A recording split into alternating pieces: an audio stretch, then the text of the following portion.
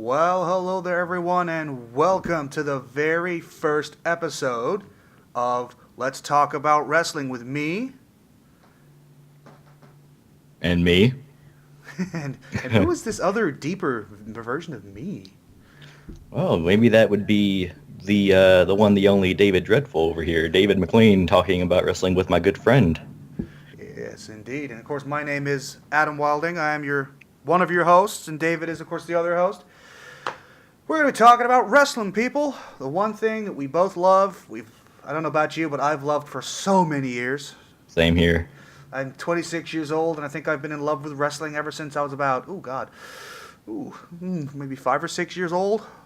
Yeah, same here. Yeah, so I've been a fan of wrestling for a very long time, and still love it to this day. Still love it.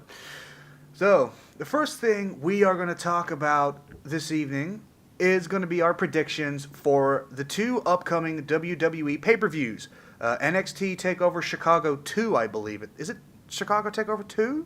It is, yes. They had Yes. the first one last year. They had the first one last year, yes. And then, of course, the 2018 Money in the Bank pay-per-view. Oh, boy. It's going to be a big one. It's going to be a big one.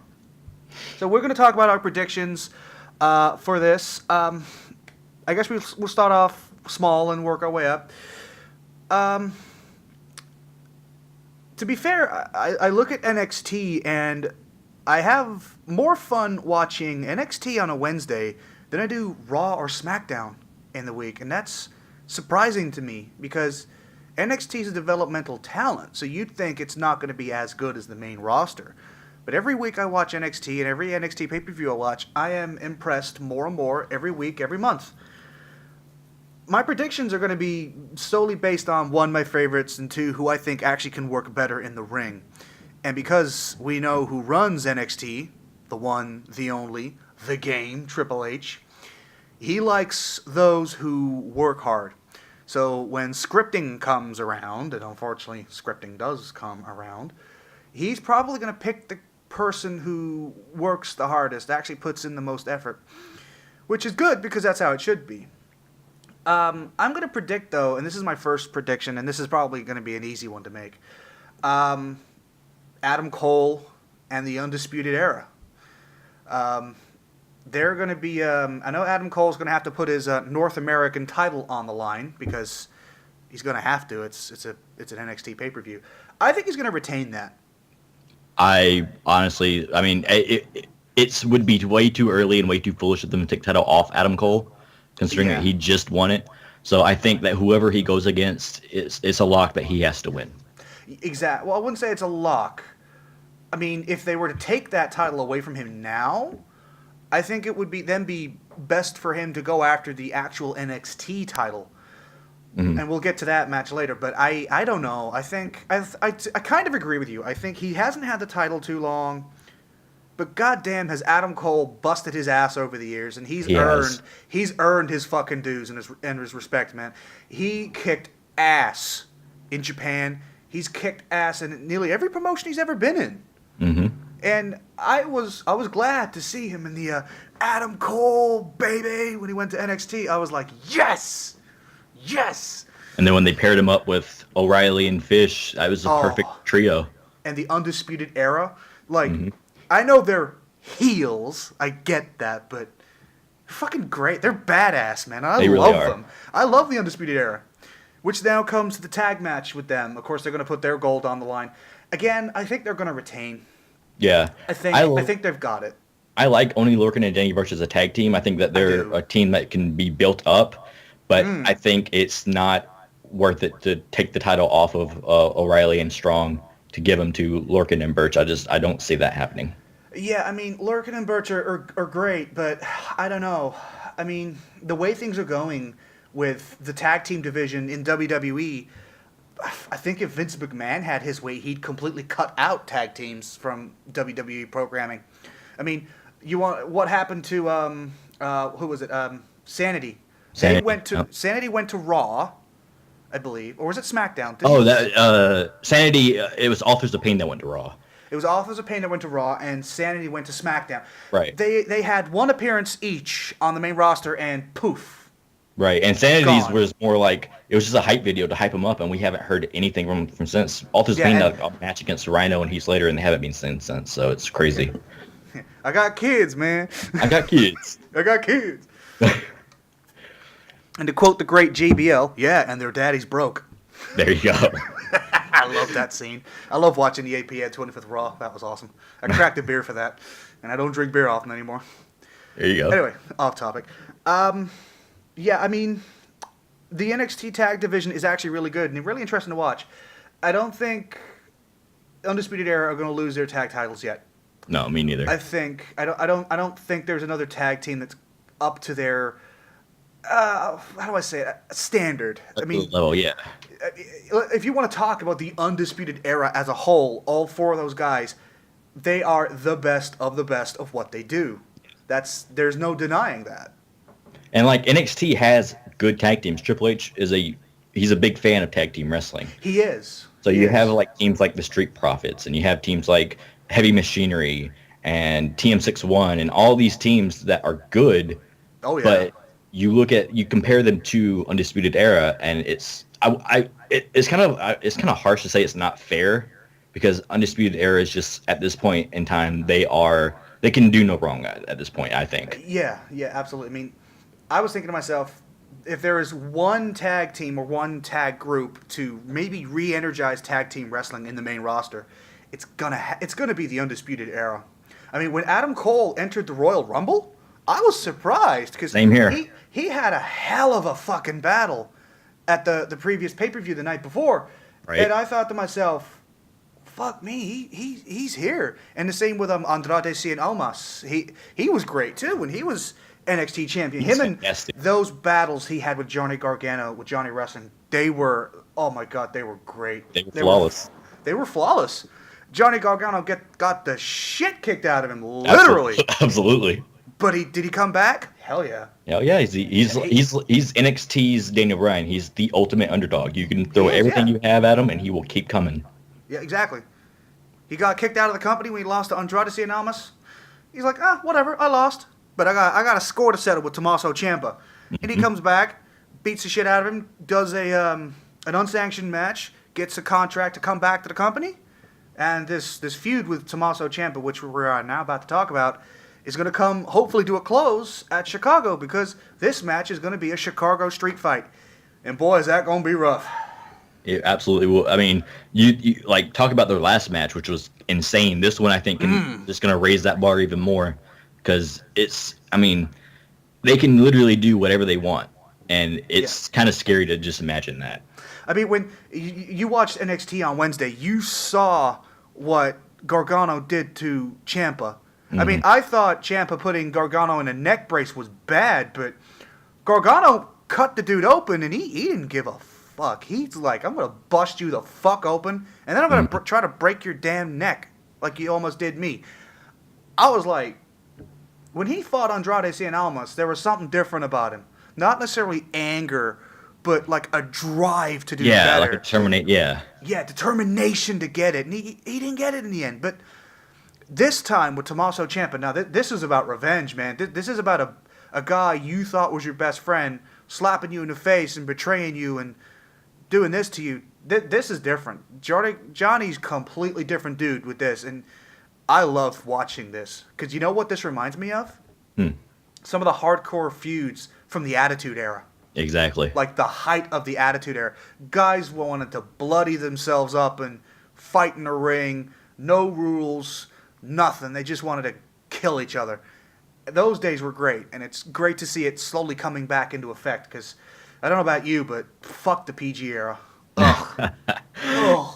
What I particularly love about this feud is it's a feud that's been going on for the span of like 2 years. I mean, you think about it. Yeah, like when they first came into NXT, there was always this build of, we know it's going to happen. When will Ciampa turn on Gargano? We maybe thought it was going to happen in the Cruiserweight Classic. It didn't happen then. It was going to maybe it was going to happen when they lost to Revival. It didn't happen then. It was just a matter of time. And when they pulled that trigger, it was fantastic. And it's been fantastic to follow this feud for so long and to see where it's at now. It has. It's been so great. It's been really, really, really good to watch, and I can't wait until tomorrow night. And I may or may not Periscope my reactions during the match. If you don't follow me on Twitter, follow me on Twitter at AdamWilding1992, all one sentence. On Twitter, I will possibly be Periscoping that. We'll see how everything pans out. Well, I don't know yet. Yeah. It depends if I'm going to have friends coming over this weekend to watch the WWE pay-per-views. Some of my friends like to come over and watch, and a few of my friends actually who are still in the military, they're on shore leave for a little while. Some of them are in the Navy, some of them are in the Marines and the Army. They're on leave for a little while, and they might want to come watch. So if I've got friends coming around to watch, I won't be able to Periscope it because they don't want to be on camera. I'm comfortable with that, but they're not. So I may not. But if I'm on my own, I'll probably do it because why the hell not? But not either way. I'm going to enjoy the two pay-per-views coming up this weekend, and I can't wait. Absolutely. So the final match I want to talk about, the women's title. Well, not the final, but one of the two final. The two main titles in NXT, I should say. The women's title and the normal NXT championship. The women's championship, Nikki Cross, Shayna Baszler. I mean, like, if you were to ask me about my favorite UFC fighters, female UFC fighters, over the few years, Ronda Rousey and Shayna Baszler. Like, really. You don't get any better than Ronda Rousey and Shayna Baszler and the rest of the four horsewomen of UFC. You really don't. In female combat sports, the four horsewomen are the best of the freaking best. And there's a reason for that. Ronda Rousey, not just because she's a badass and because when she gives you that mean mug, dude, she means it. She can whoop your ass. Yeah. She will break your arm and she won't give a shit. She will and it's legitimate too. It's not like one of those fake no. For TV things. No, it's legitimate. Nope. Which is why WWE is, ever since they remember, you might be old enough to remember this, but do you remember Ken Shamrock?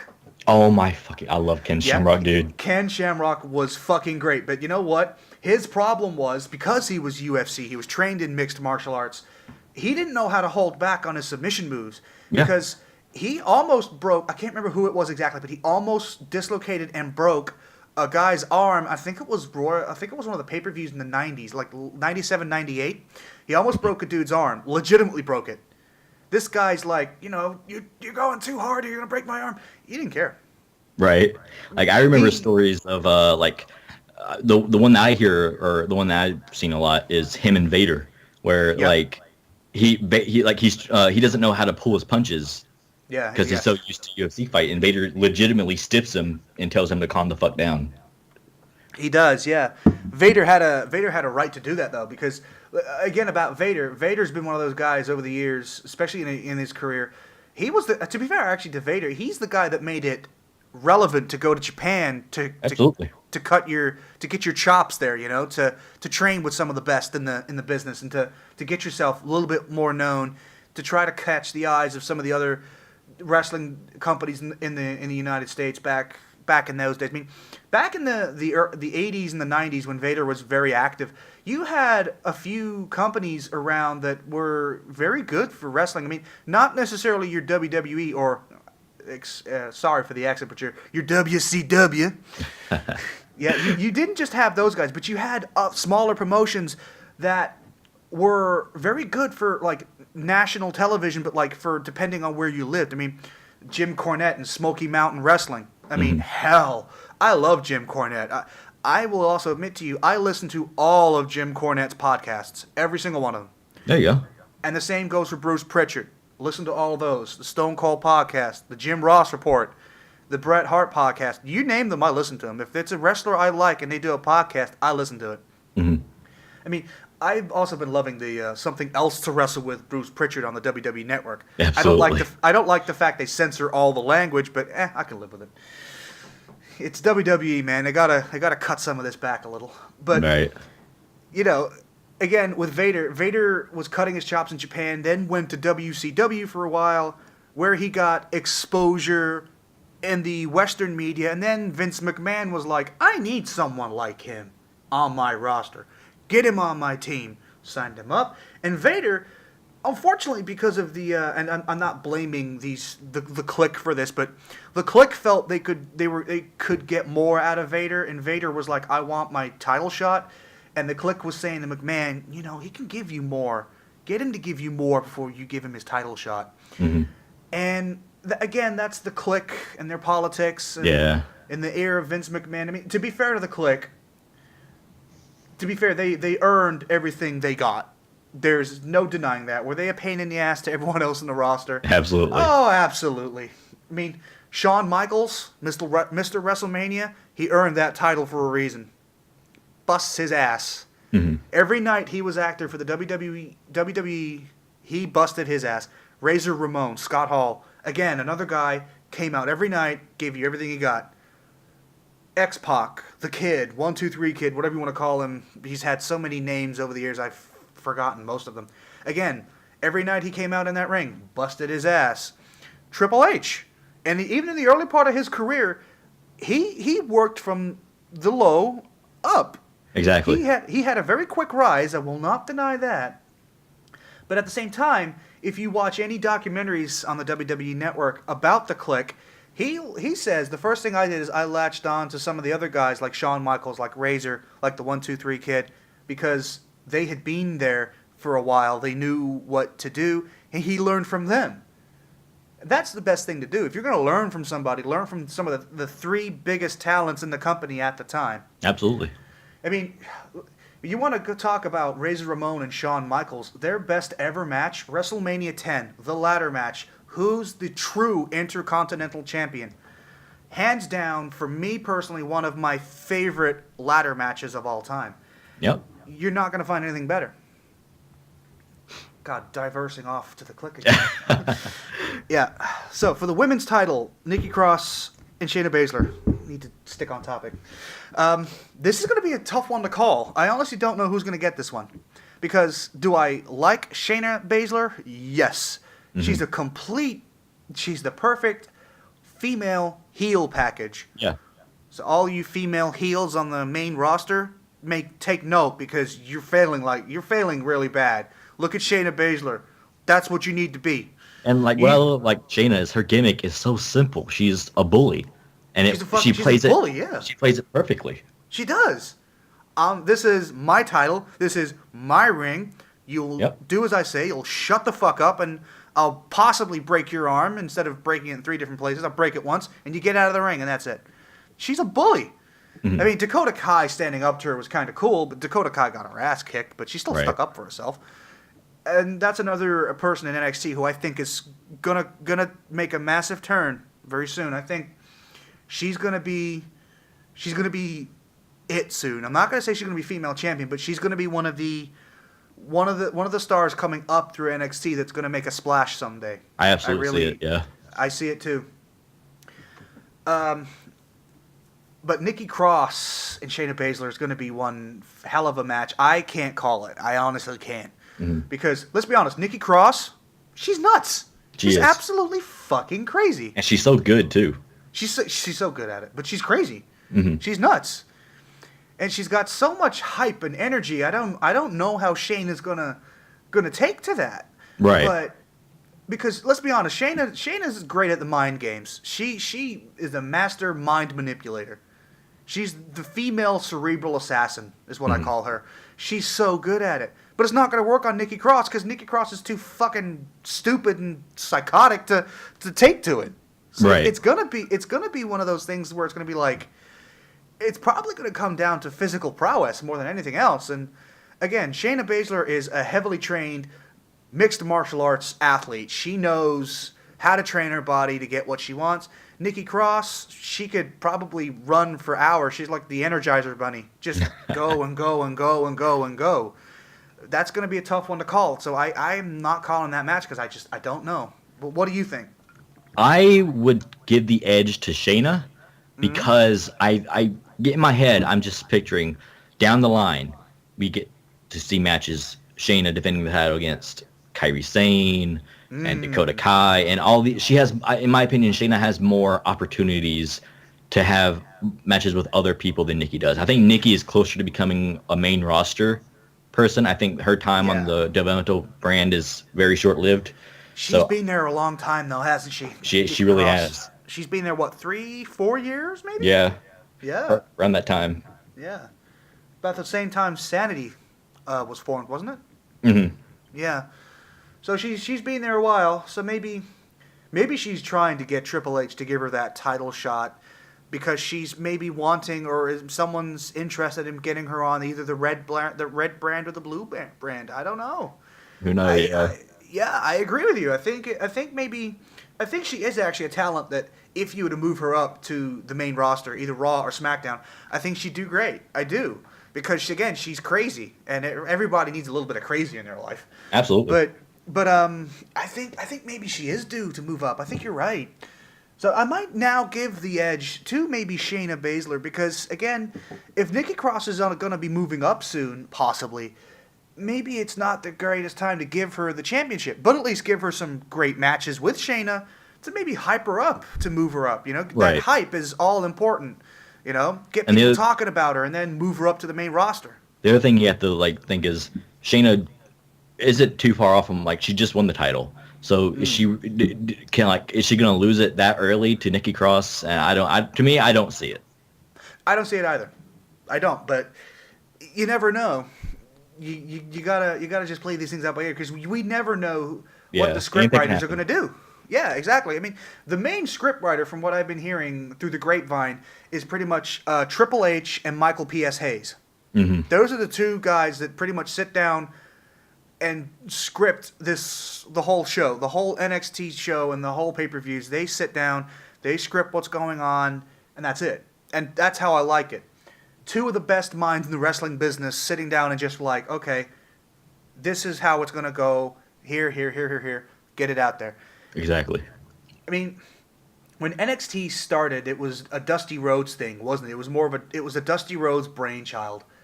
And rest in peace, Dusty Rhodes. The American dream, baby.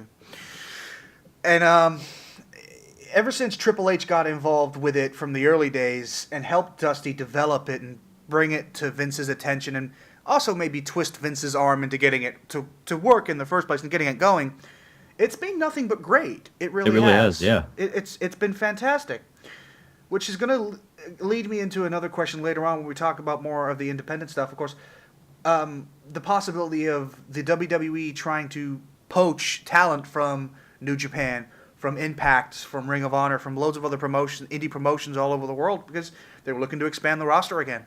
Why? I don't know, but they are. But the next and final match I want to talk about in NXT is going to be for the World Championship, the NXT Championship. This is going to be the dark horse of the match in more ways than one. Mm-hmm. Oh, boy. No man is ever truly good. No man is ever truly evil. The one, the only, Aleister Black, the Dutch Destroyer himself, against who I would call Andre the Giant 2.0, Lars Sullivan. I look at Lars Sullivan and I think of myself and I'm like, he's just as tall as Andre the Giant, maybe a couple inches, give or take. He's not as, I won't say Andre was fat, but not as big. Girthy, yeah. Girthy. He doesn't have as much girth as Andre. He is more athletic. He definitely is, yeah.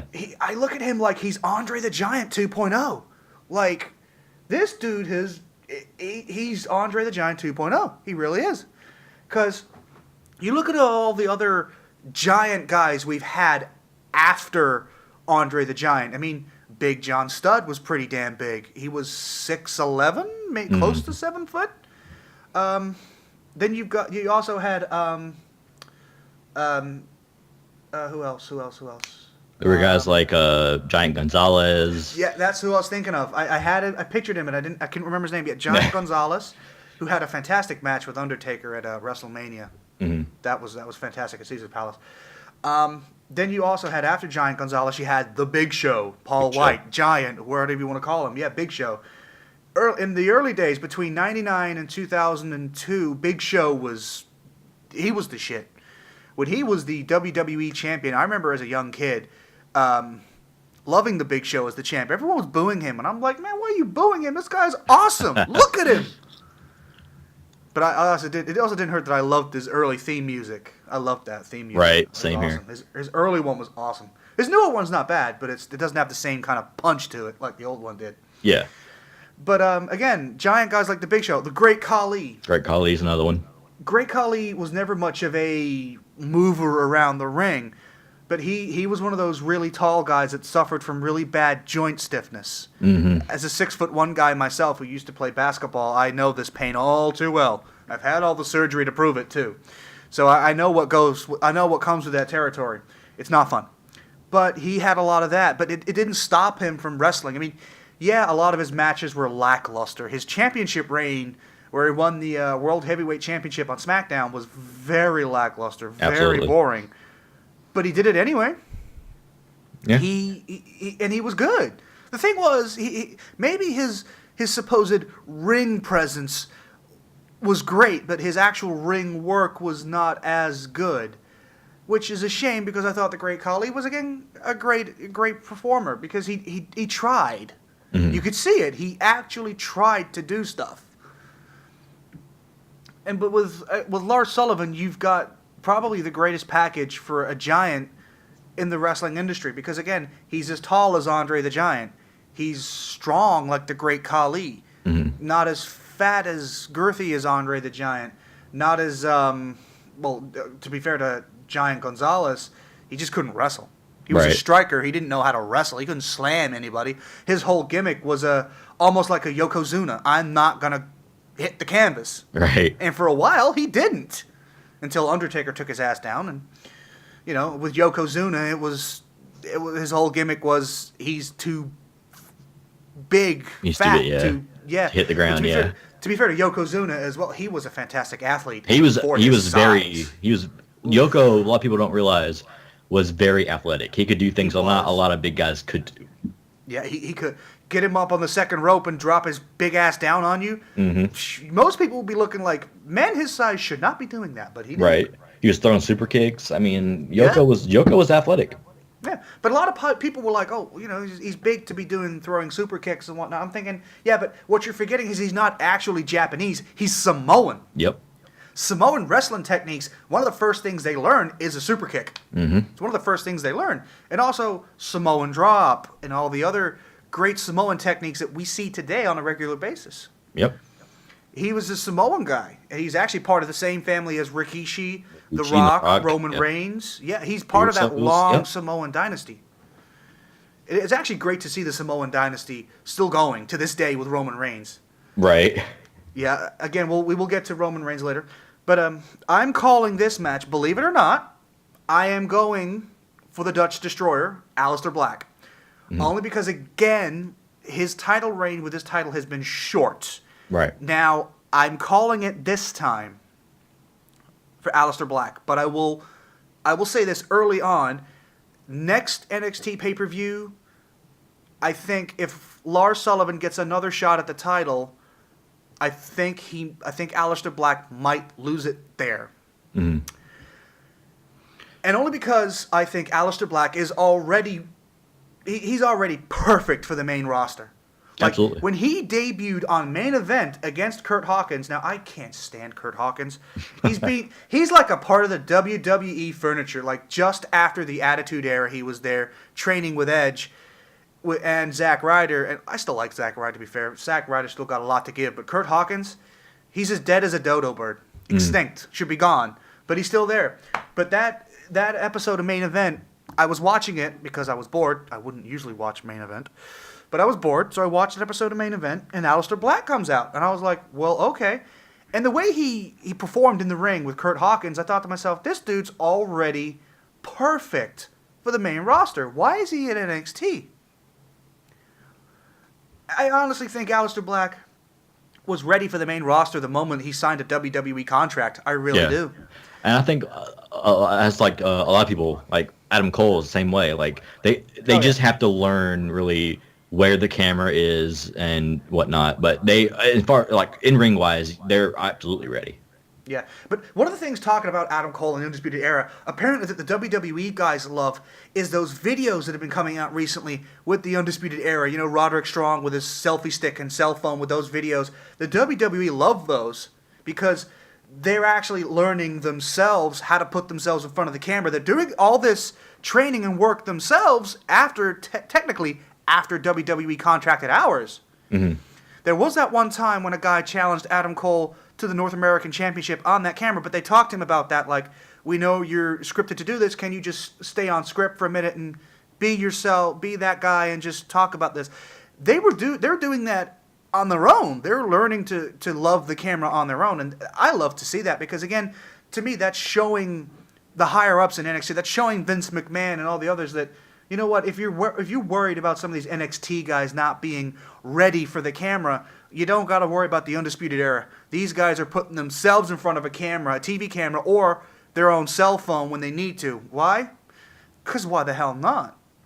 Mm-hmm. The hype they're surrounding themselves with when they do these videos is great, and it helps to make them look better.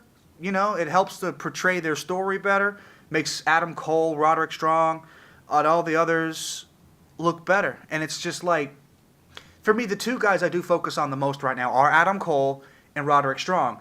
Roderick Strong has been in NXT for a little while now. Right. He, again, got a little stale before the whole stuff with Adam Cole before he came in the Undisputed Era. I remember at War Games when he teamed up with Authors of Pain. Authors of Pain, yeah. I loved it. I thought, yeah, okay, because It was different, yeah. Undisputed Era already had 3. Yep. Sanity already had 3. Mm-hmm. The only ones that didn't have 3 were the Authors of Pain. So he went to Paul Ellering and was like, I want to join you two. And Paul was like, we need a 3rd member. We think you're it. Mm-hmm. They gave him a tack vest, which I thought was awesome. It was like, pretty you know, awesome, yeah. It was pretty awesome. Like, yeah, you know what? You're only gonna be a part of us for a short while, but tag vest. It was like that house show with the Shield and Triple H. Yep. That was awesome. I was like, yeah, you know what? Yeah. And again, it worked for Roderick Strong, and I thought that actually helped to maybe move him up a little bit more in like the standings of the chopping block of NXT. Like, he had a little bit of a dry spell, we'll call it. And then during NXT TakeOver, War Games, he put himself in a position there where he could do better, and he did better. And then after that, he's been progressively getting better and better and better. And then when he betrayed Pete Dunne, boo. Yep. And then he joined Undisputed Era. I was like, this is what you should be doing. Yeah. This is where you should be. Being with the Authors of Pain was great for one match, right? For one match, it was great. You could do no worse. But now's the time for you to align yourself with the big boys, the new guys, so forgive this, the young bucks of NXT. And he's been doing great ever since. Yeah, he really has. He's been on fire. I mean, next to Adam Cole, he's the main guy of that stable. And what I love about it is it's 4 guys, O'Reilly, Fish, Cole, and Strong. And all 4 of them are amazing wrestlers, and all 4 of them know what they're doing. Yeah, isn't Fish injured though right now? Yeah, he has a shame because ACL injury. Yeah, oh god, ACL. I forgot it was ACL. Oof, I feel for him. I've torn both my ACLs twice. It's not fun. Yeah, not fun. It's definitely not fun. But yeah. So he's out for quite a while. I'd say maybe 6 to 8 months because it could take a while for that to heal. And if you're a wrestler, you've got to let it heal for longer because if you stress it too much shortly after it's been surgically repaired, and you can do irreparable damage to it. So you've got to be careful. Mm-hmm. So the WWE medical staff are probably like keeping a close eye on him, which is a good thing. Absolutely. So, but I do agree with you. I absolutely Aleister Black is my pick. I am a huge Lars Sullivan fan. I think that he's very underrated. A lot of people give him a lot of shit, but I think for a big guy, he is very, very good at what he does. Oh God, yes. I mean, the only NXT superstar I really give shit to right now is the Velveteen Dream. I look at him and I want to vomit. Well, we disagree on something there. I love the Velveteen Dream so much. The thing is, and this is, I can't remember the guy's real name or his previous stage name, but I know he was I think he was either at New Japan, Ring of Honor, or Impact. He was at another promotion where I thought he was better not playing the role he was playing. I honestly felt that. I mean, I don't hate the Velveteen Dream necessarily, but I'm not too much of a fan of the character yet. I feel like the character development is not on the right track for me personally. Mm-hmm. I think the Velveteen Dream can keep the act up. The act itself is is hilarious. It's funny as hell. I can't lie about that. But somehow mixing that persona and then his ring work, for me, it doesn't quite click yet. It's like it's not quite there. I don't. You get what I mean? I get you. Yeah. Yeah, his character persona is pretty damn good, but he needs to find the ring work to match it. Otherwise, it's just gonna keep being this kind of stale and repetitive kind of thing. Mm-hmm. But the next person I do want to talk about from NXT before we go to Money in the Bank, Ricochet. Yep. I love Ricochet wherever he went. He was this dude had it the moment he stepped into a ring in any promotion in any country, wherever he went. This dude has got it. I mean, just look at his matches in NXT so far. Mm-hmm. He has been on top of his game from the word go. And I honestly don't see him slowing down anytime soon. I mean, I will not lie to you. When I watched the episode of NXT where him and Velveteen Dream had that thing, like, the Dream can do anything you do but better, Ricochet just jumps over the top rope. That was like, pretty badass, whoop, yeah. Yeah, lands directly on his feet, no help from a springboard. He didn't even touch the ropes. Whoop, on his feet. And I was like, the fuck? And he's like, show me. Ricochet's character from the word go, perfect. Velveteen Dream's ring work needs to be developed a little bit more. Although I can't wait for those two to actually get it on at NXT TakeOver. Those two are going to have a pretty good match. Mm-hmm. I think Ricochet's going to win that one, but I don't know. Maybe Velveteen Dream will pull a rabbit out of his ass. I don't know.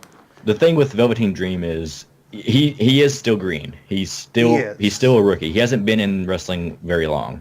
No, he hasn't. He didn't spend a lot of time in the indie promotions, did he? No. He didn't spend a lot of time in independence. Yeah, he's mostly been a developmental, like, program, performance center trained guy. He came in very young, very new, and learned that way. But I think that where he is now, I think he's like 22, 23 years old. Yeah. He's so young, and he is young. People are like, I know a lot of people rave about his ring work. I'm a big fan of what he does in the ring. I think that he has a lot of cool. I love his elbow drop. He's got a sick PT. Yeah, but again, I think there's some work that needs to be done there. Absolutely. He's, like I said, he's still young. He still has time to improve. I don't think he's anywhere near main roster ready. No. But I'm a big fan of what he does. As far as Ricochet, in ring, Ricochet is as good as you can get, especially for a high flying standpoint. For a cruiserweight guy, yes, because he's technically he's like 190 something pounds. Mm-hmm. He's below the 200 pound mark. I know that. So he's definitely going to be a cruiserweight. Whether he actually jumps to the main roster or jumps to 205 Live, I don't know. Right. I can't say. I mean, I was going to say I enjoy 205 Live, but I did enjoy 205 Live, and we will get to that later on in the show.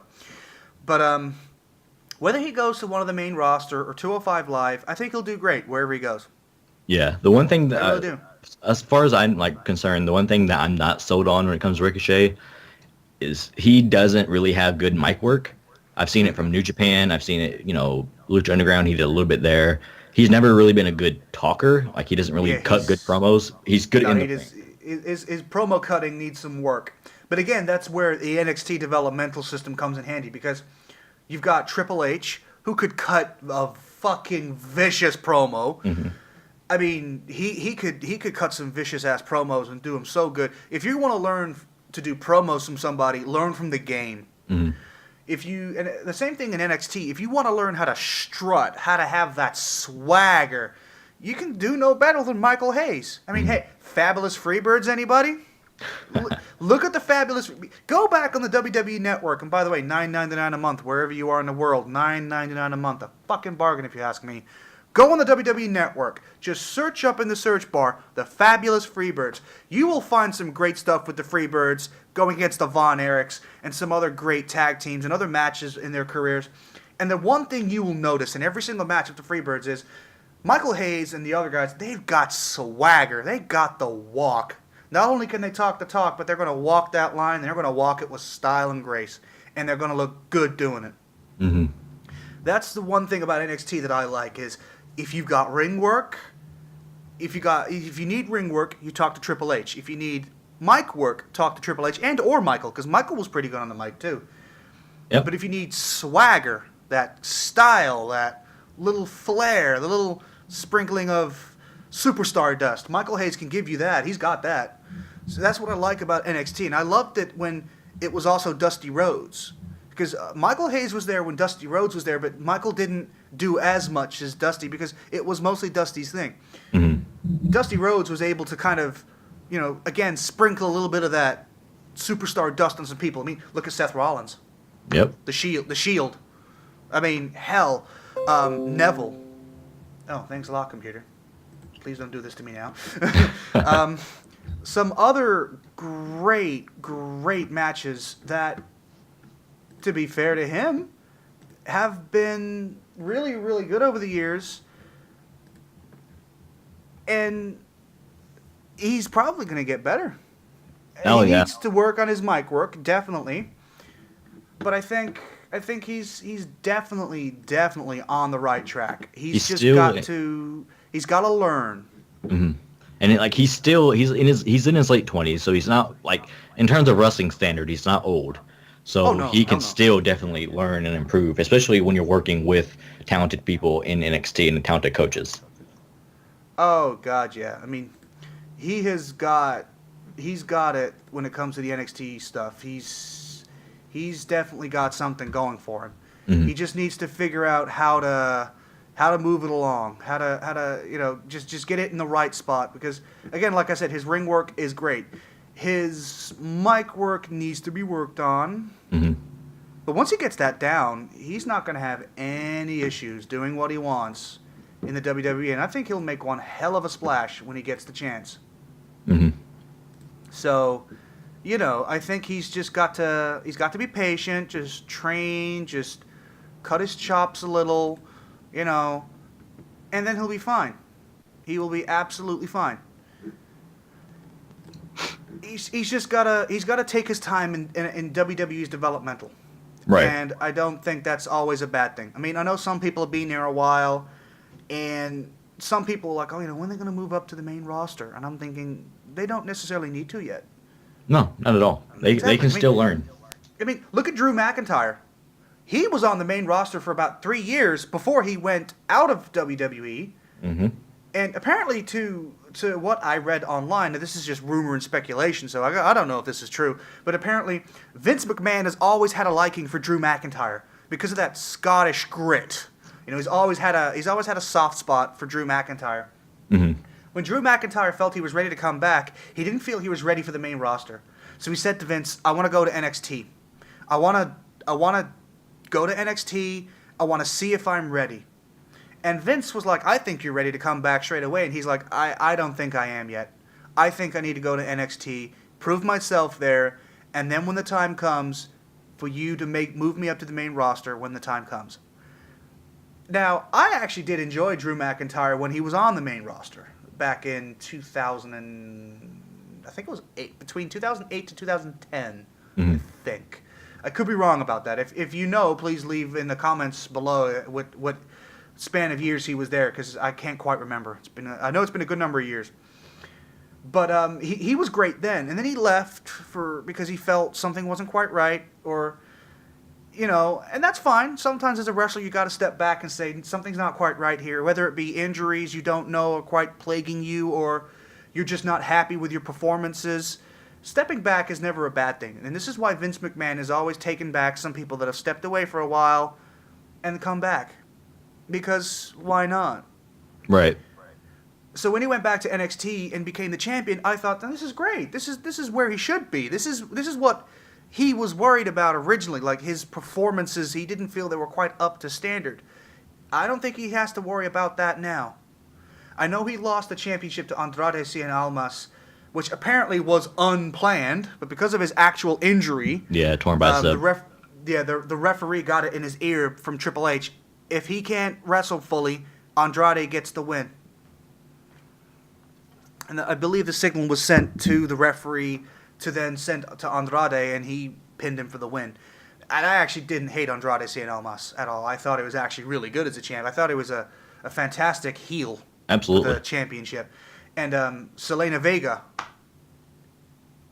God damn, that woman is... She shouldn't be a manager. She should be in the fucking ring with the rest of the women. Yeah. Have you seen those scissor kicks and shit she does? Yep. I know. Oh my god. So, as to my knowledge so far, she's only had one NXT match against Candice LeRae. And that was like her last appearance in NXT. But yeah, I mean, she could be so much more as a wrestler. Yeah. I don't know why she doesn't really perform anymore. It could be for injuries. I don't know. It's probably injuries. If she's still there but she's not competing, it must be for an injury of some sort because, let's be honest, the last few years with WWE injuries, the company will not give up on its talent just because you're injured. Look at Daniel Bryan. Had to retire from a horrific neck injury. The same kind of neck injury that put Edge out of his career. Yep. And I loved Edge. I will not admit to you, the Monday Night Raw, when he went on Monday Night Raw, I was thinking, why is he on Raw? He's on SmackDown. He's the SmackDown champ. Why is he on Raw? It was to basically announce the fact that that same morning, he had to tell Vince McMahon, doctors have said I'm done. Yep. So he went out on Raw and did it, and I was like, oh no. I cried that day. That sucked, yeah. I will not lie to you. I cried. I was like, oh no. And then the same thing happened a few years later with Daniel Bryan. You know, he's got to give it up. To be fair to Daniel Bryan, he didn't have the same kind of... well, he had the same injury as Edge, but it wasn't as prolonged and the damage wasn't as bad. Right. But the doctors had said, stop. While you can, just stop. So Daniel was like, all right, fine. So he stopped. He didn't want to, of course, but he did. And then, of course, recently...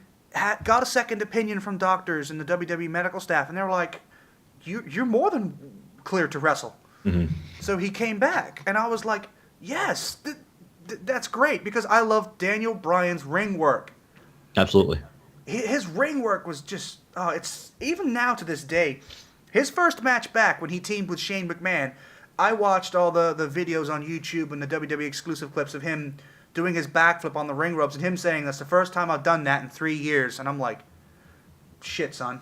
I hope you're ready for when your match actually comes. Because you know what? Ring rust is not something to fuck with. Right. It's not. It's a good way to get injured again. Exactly. It's the best way to get injured again. You haven't quite worn off the ring rust. You're not quite ready. You put yourself in that situation and boom. That's it. You're done. You're out of there. It's a great way to end your career incredibly quickly. But I thought to myself, if he's coming back, I think this is it's a good time for him because one, he's still not too old. Right. I know he's older now, but he's still not quite old enough for it to be a little bit too dangerous. So I think he's going to go for as long as he can, and then when the doctors say you are now done, he's going to call it quits again, and he's going to probably take another role in WWE, exactly like Paige did with SmackDown. What happened with Paige? She got a horrific neck injury from Sasha Banks, and she couldn't wrestle anymore, and that was nasty. But the WWE were like, well, we've got a position for you. We've got something for you. And now she's the general manager of SmackDown. I think she's doing a damn good job. Yeah, I mean, from what I can tell, she's not, in my opinion, she's better than Kurt Angle, what Kurt Angle was doing in Raw, because Kurt Angle's always messing things up. He's always messing up lines. Paige, for her most part of it, is doing perfectly fine. Yeah, she is, yeah. I mean, for Kurt Angle, I think his biggest issue is when he was on the mic, when he was a wrestler, he was portraying a complete and utter ass. Right. Which, let's be honest, we loved him for. Absolutely. We loved him for it. Every time he was an ass, it was like, you know what? That's just what you expect. And every time people chant to him, you suck, when he came out originally, that's how people felt about him. Like, you're an ass. Like, okay, you can entertain us and you can work the ring, but you're still an ass. Right. And that is the sign to me of a future Hall of Famer, to me personally. I look at Hall of Famers, I look at guys with not just necessarily long careers, I look at impactful careers. A guy that, whatever short span of career he had with whatever promotion he may have been working in at the time, if he made a big splash, a big impact, and he did it so well that the crowds responded to him, either good or bad, that to me is a sign of a Hall of Famer, because the people love you enough to boo you, and they also love you enough to cheer you. If it depends on what side of the spectrum you're on, of course. Mm-hmm.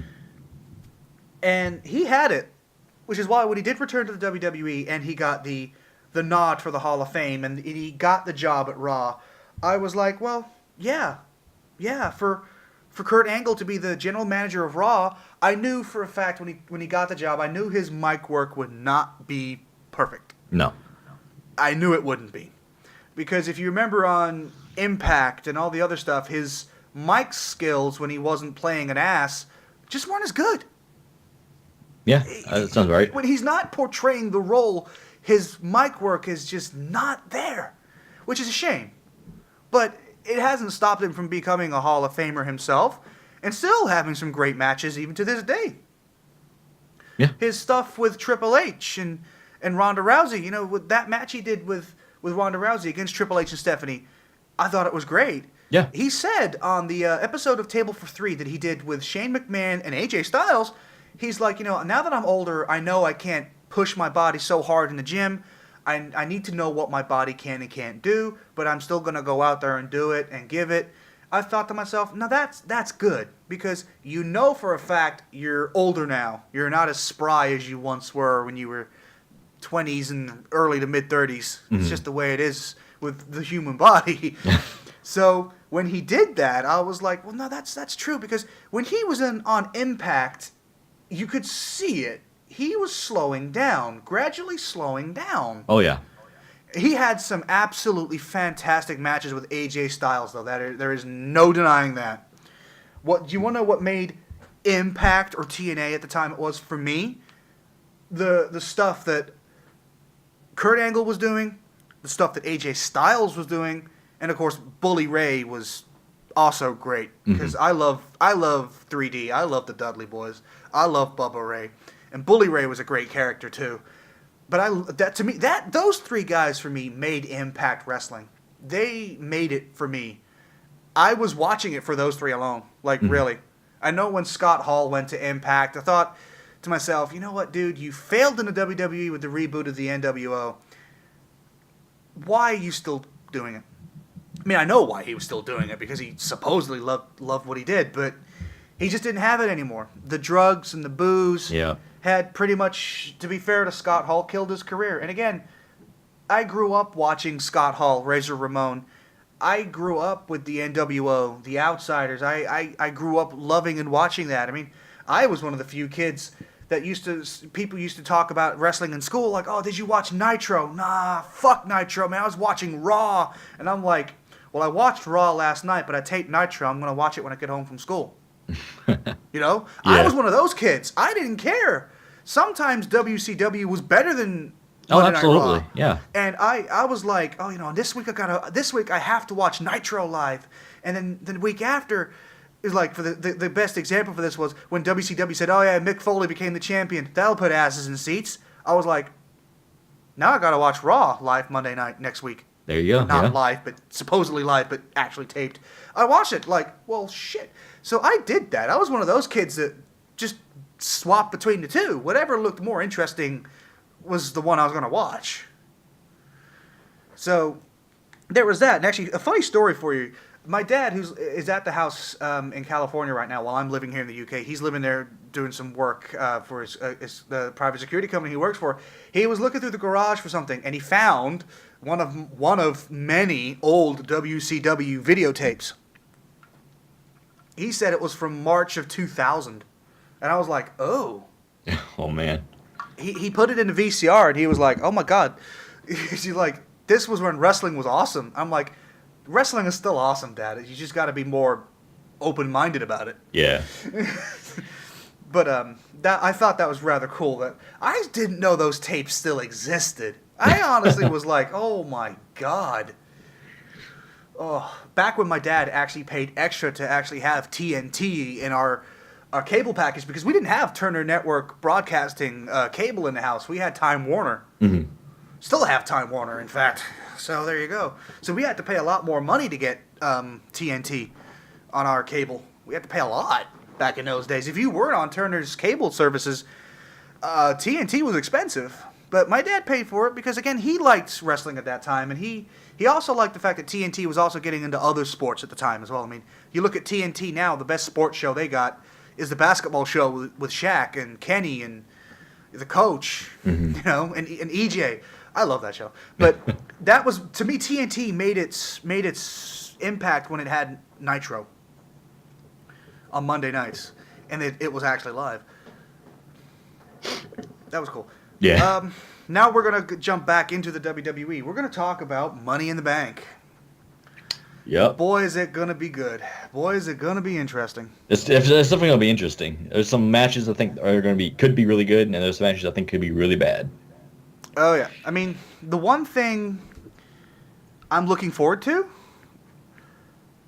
Carmella and Asuka. Oh, yeah. I can't remember if that's actually going to be on Money at the Bank. I think it is. Can I be honest with you? Go ahead. I can't stand Carmella. I understand. Yeah. She doesn't annoy me as much as other people does. She doesn't annoy me. It's just like, how do I say this nicely? Because I love New York as a city, but fuck it. People from Queens, they piss me off, okay? It's like, you're so fucking annoying. I mean, I've been Brooklyn. I've been Harlem. I've been all over New York City. I've been all over New Jersey. Heard them all, talked to them all. But people from Queens, there's something about people from Queens I just cannot get with. I just can't get with. Don't know why. I just can't. I mean, Big Cass and Enzo Amore. Jersey boys. Jersey. Mm-hmm. Hence why Enzo Amore's got that big old attitude, and why Big Cass... Well, actually, no, Big Cass is from Queens, technically, but he actually wasn't born in Queens. He was born in Jersey and moved to Queens when he was very, very young, but whatever. Still counts as a Jersey boy. But I just can't stand Carmella, and I honestly can't wait for Asuka to kick her ass. Because here's the thing. The Asuka-Charlotte match at WrestleMania, for me, if I was to give it a star rating, 4.5 out of 5. Yeah, it was a really good match. It was a really, really good match. Asuka wasn't ready for Charlotte. Nope. Charlotte beat her undefeated streak. Now, Asuka's undefeated streak, it's nowhere near impressive as, say, The Undertaker's WrestleMania streak. Oh, yeah. But I loved her NXT women's streak. The moment she got in there and she signed that contract, winning match after match after match. And again, another case of a person who didn't necessarily need the WWE's developmental studios. But when she was there, she was great. She kicked ass. And she quickly became the women's champion. But what I loved was when she was the women's champion, she got attacked by, I can't remember who it was, but it was two of the female superstars in NXT at the time. And she was also getting promoted by some of the others. And William Regal was like, well, what do you want to do with them? She's like, I want them all. Fatal 4-way match. And I was like, shit, she actually wanted that? Like, my eyes bulged out of my skull. Like, you want that? Yeah, man. That's a surefire way to lose your fucking title. But she came through. She did it. And I was like, well, shit, girl. She's a legit, man. She's a legit fighter. Yeah. Which is why when she came to Raw, I was like, the women's division better wake up, because Asuka's in the building. You know? Yep. And she was great on Raw. Survivor Series, she was great. When she was on the Raw women's team, she was great. I know she got eliminated, but she was still great. And then she was like, she's got a choice when she won the Women's Royal Rumble of SmackDown or Raw Championship. And she's just like, I don't know yet. And then, of course, Ronda Rousey came out. Yeah. That was awesome. But then she picked Charlotte Flair. And I was like, you know what? Yeah. I would rather you face Charlotte Flair than Alexa Bliss. Yeah. Why? Because I can't stand Alexa Bliss. Sorry, can't stand her. Never have. Even in NXT, I didn't like her. I don't like her now. I thought to myself, you're going to go up against Charlotte Flair, who, like her promo says, she's genetically born for the ring. Mm-hmm. And you know what? I can't deny that fact. some people are going to say, oh, but she's a daughter of Ric Flair. She's living off of his fame. No, she ain't. She is not living off of his fame at all. She has created her own, and she is doing as good as her father did, in my mind. And Right. Ric Flair is a living legend. Let's be honest. 2-time Hall of Famer. One of the best careers in wrestling history. 16-time world champion in whatever company he ever went to. You know what? There's only maybe a handful of people that could ever do that, and he's top of the list. Why? Because he did it first, and because he did it with style. And his daughter is going to follow in his shoes. I guarantee it. If she does it in WWE, it wouldn't surprise me. If something happens and she maybe goes to independent wrestling, like Impact or New Japan or Ring of Honor or anywhere she goes, she's going to light a trail of fire behind her, and she's going to have a great time doing it. And I'm going to enjoy watching it wherever she goes, wherever she may be. She's going to kick ass. She is probably, to me right now, the greatest female performer there is, whether she's champion or not. Because like Ric Flair, whether he was champion or not, when you knew that when Ric Flair got in the ring, he would give you 110% of everything he had, and he left it in the ring. Same can be said for Charlotte. And it's great to see that. Because there is a lot of people on the main roster who you watch and you're just like, really? I sat through that? Come on, let's be honest. You have it on Raw and SmackDown. I know I do too. Yeah. I mean, there's some people that I watch, I just tune out completely. Yeah, exactly. You're just like, whatever. Mute the TV for a little while. YouTube video for 10 minutes. Right. I do that sometimes, yeah. But with Asuka and Charlotte Flair, I thought it was fantastic. And I was like, yeah, if this is going to happen, it should be here. I honestly thought Asuka was going to win it. Only because Charlotte had such a long title reign that I thought maybe it was time. But I was shocked, but I wasn't unhappy. I was like, if someone is going to beat Asuka, Charlotte Flair is the only person who could do it and do it well. Because let's be honest, if Alexa Bliss did it, people would have burned down the stadium. Probably, like, yeah. literally, they would have burned it down. And I would have been right behind them. But Charlotte Flair had a legitimacy to it that kind of was like, yeah, you know what? If someone is going to beat Asuka, someone who could beat Asuka, it's going to be Charlotte Flair. So with Asuka and Carmella, I honestly think Asuka's going to kick her ass. At least I'm hoping she is, because, again, I just don't think Carmella's got it. Yeah. I mean, I think what was probably going to happen, and this is just basically off what I saw report-wise on the internet, I think Carmella's going to win it because of interference from James Ellsworth. I've heard. Oh, I forgot he's coming back. Yeah, they pull. He was supposed to be in China wrestling, and he got pulled from the show, and so that to me leads me to think he's going to be somehow involved in Money in the Bank, and I can definitely see him helping Carmella beat Asuka. Yeah, probably. Maybe a DQ. Maybe Asuka wins by DQ, but doesn't win the championship. Yeah, because if she wins by disqualification, the title doesn't change hands unless it's specifically cited. So yeah, that's going to be a thing. God, James Ellsworth is like fucking Gilbert, isn't he? He's like the modern day version of Gilbert. Much, yeah. You do nothing but laugh at him. It's like, I know when they did the brand split for the second time, and Dean Ambrose was like, "Oh, you can do this. You just got to believe in yourself. You just got to do this." I'm thinking, have you seen this kid? Like, I'm not a professional wrestler by any means, okay? I am 224 pounds. I'm mostly muscle, a little bit of fat, would like to lose the fat. But if I was to enter the ring with James Ellsworth, I know for a fact I have had no wrestling training. I've never taken a bump in my life.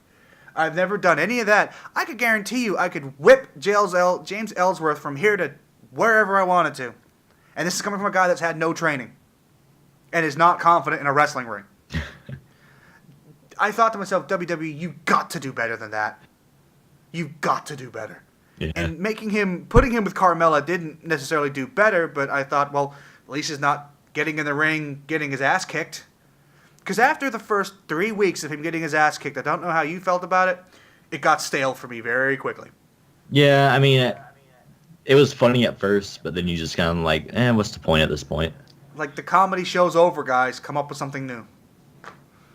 It's like the Tinder joke. It's like, do stand-up comedian. Is there any women in here? Woo! Oh, that was easier than Tinder. Right. Most used joke ever, and it still works somehow. He was like a running gag that needed to die. Yeah. And I'm glad when the WWE at a live event pretty much was like, yeah, your final night's here. The women are going to kick your ass a little. Let them do it. I saw that footage and I was like, oh, yes. Oh, yes. Okay, next match I want to talk about. Nakamura and Styles. Last man standing. Well, what can we say about that? If there's going to be any nut shots, nobody's going to be left standing. Right. Shit. I think it's safe to say that their feud has been lackluster. I mean, it isn't what everyone thought it was going to be. And to be honest, at WrestleMania, it was great. At WrestleMania, it was they had a good match, yeah. I mean, it could have been better if they had some more minutes added to it. They could have had like a better match, but like for what it was at WrestleMania, it was perfectly fine. It was really good for what they had. But I mean, like looking at their match at Backlash and the Greatest Royal Rumble, it just seems like it really went nowhere. And I think that this match has the potential to be the best in their series. Yeah, and again, rumor and innuendo mill turning here slowly. Apparently, AJ Styles is unhappy with the way this storyline is going. He feels him and Nakamura could give a lot more than what the WWE scripters are actually letting them do. Oh, yeah. He thinks if they were to push this even further and even harder, he thinks it would be great. He was thinking something like more of an extreme match, like an Extreme Rules match or a No Holds Barred or like an extremely variant match, like a Steel Cage or maybe even a Hell in a Cell. And I'm thinking, you two in a Hell in a Cell match would be... you know what? I would pay good money to see that. I cannot lie, but I would pay good money to see anybody in Hell in a Cell. Mm-hmm. That structure is a weapon in and of itself. And let's be honest, over the years we have seen some victims of the Cell, and it's been nothing but pure platinum entertainment. Right. From 1997, when it was first used on Monday Night Raw, it has been nothing but a death-defying structure, and it's been nothing but TV platinum from the word go. So every time they bring it out, I'm like, oh, this is gonna be good. And I would love to see that. I would love to see Styles and Nakamura, Hell in a Cell, something of that variation. I would love to see those two just throw the rule book out the fucking window and just go for it. Mm-hmm. Because that's the thing. Let's be honest. If we were to do what those two did in Japan, just let them go, let them do it, let them practice it on their own. Because how a lot of this works in New Japan is there's not necessarily scripting. Not like WWE. New Japan, like, okay, we're scripting this, that you're the winner for this match. Next pay-per-view, you'll win it, and that kind of stuff. That's how they script it. They let the wrestlers do the work. Mm-hmm. The scripters are like, okay, we think you should win this match, this week's show, and go and do that. And look at what's becoming with New Japan. We'll get into that later as well. I think, again, like I said, those two have a lot more to give, especially Nakamura. Styles is getting older. Yeah. He even admitted himself, again, on the Table for 3 episode he did with Kurt Angle and Shane McMahon. He's gotten older. He knows what his body can and can't do. He's going to the gym as much as he used to, but he knows he can't keep up what he used to. He's got to find the right balance between getting fit, keeping fit, pushing yourself, but not going too far. Because he knows an injury could basically end his career if he's not careful. So he's playing it kind of safe. But at the same time, if you were to let him and Nakamura throw out the WWE rule book, I think their matches would be absolutely fantastic. And it would be great to see. This match coming up, I'm going to call it Styles. See, this is tough for me because I think I agree. I mean, don't get me wrong. I'm 50-50. Mm. Honestly, I'm 50-50. I'm only calling Styles because I think they're going to keep this feud going longer. I honestly think they are. They're going to keep it going for a lot longer. See, I'm the It's not opposite. Like done yet. I'm the opposite. Like I think that they've had so many matches up till now. They've had like championship match after championship match. I mean, I would love to see them in Hell in a Cell and go to that pay per view, but I just think that after like it has to be Nakamura or else I think they should move on. Who I pick between the two, I want to go with Nakamura because I want him to be, you know, he's not going to be the guy because WWE just don't see him that way. But I want him to be, you know, the first Japanese WWE champion. Yeah. The thing was, though, when he was in NXT and he was the champ, Triple H was portraying him as the guy in NXT. And look at what he did in NXT. He was great in NXT. Oh my God, his NXT run is what made NXT great for me during that time period. He kicked Samoa Joe's ass time and time again, and he came back for more, and every match got better. The match he lost the championship to Bobby Roode, again, a fantastic match. I mean, him and Bobby Roode are two fantastic athletes. You could do no better at that time in NXT. Mm-hmm. Go away, computer. Damn it. Sorry for the notifications, people. My computer's going nuts.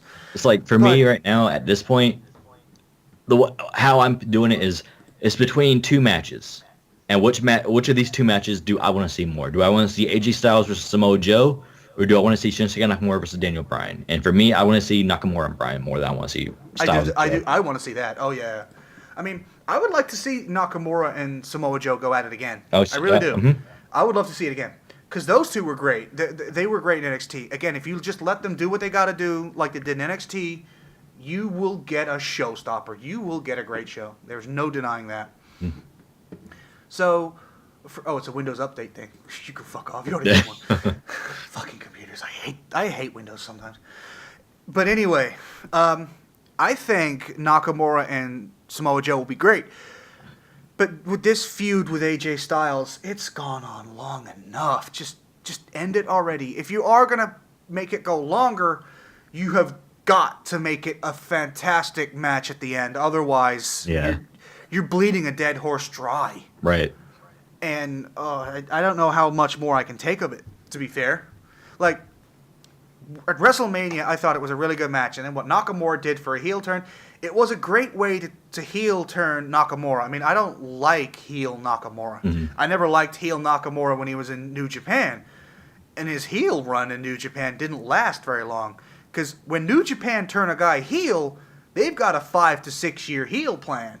His heel plan didn't last very long. Maybe 2 to 3 years at most, if I remember correctly. Mm-hmm. Because the fans loved him too much. They're like, we don't care, you're a heel, you're still great. And the company was like, well, fuck, okay, you're a face from now on. Because what can they do? So, but this heel turn for Nakamura was good. I didn't like the way they did it necessarily, but I thought it was good for what it served its purpose. Which, for what you do in the WWE, it works. Right. It's like when you turn a guy heel, you've got certain ways to do it. You could do a Kevin Owens and Sami Zayn. You know, you could go that violent route. Mm-hmm. Or actually even Kevin Owens and Chris Jericho. You could go that way. You could do that. Or you could do a Nakamura and Styles. You know, Nakamura looks like he's, you know, being respectful. Like, you know, thanks for the good match. Oh, wait. Shot to the balls. Mm-hmm. That worked for that, to be fair. But there's many ways they could have done it. And I am kind of glad they went that way. Because it was like, it was enough, but it wasn't too much, and it wasn't too less. Right. It was like it was a good medium point. But I don't know how long this Nakamura heel run's going to last, because people are booing him now. Yes, that's true.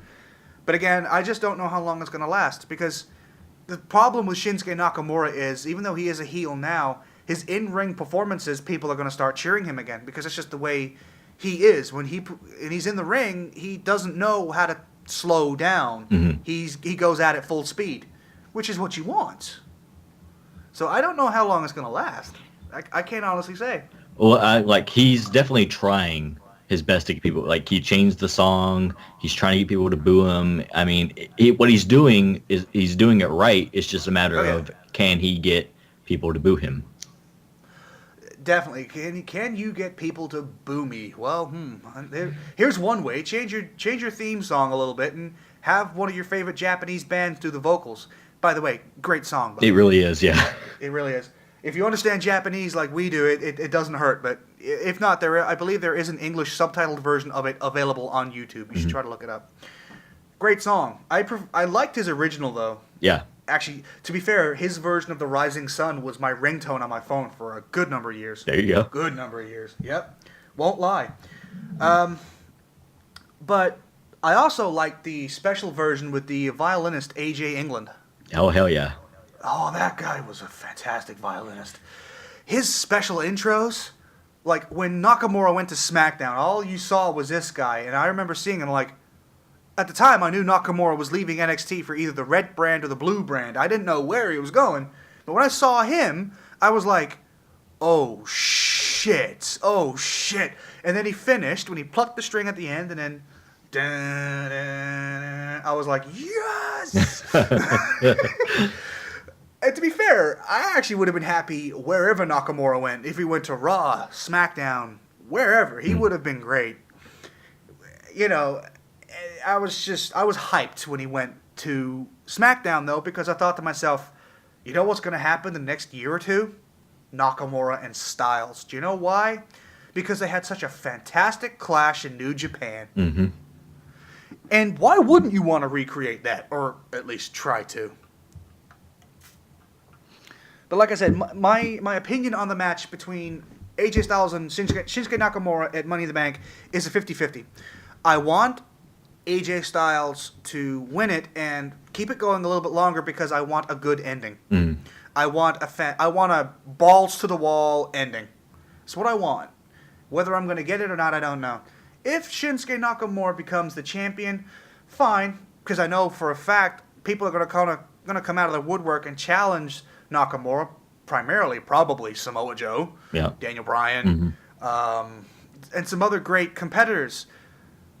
But I would like this match, this feud, to end in the right way.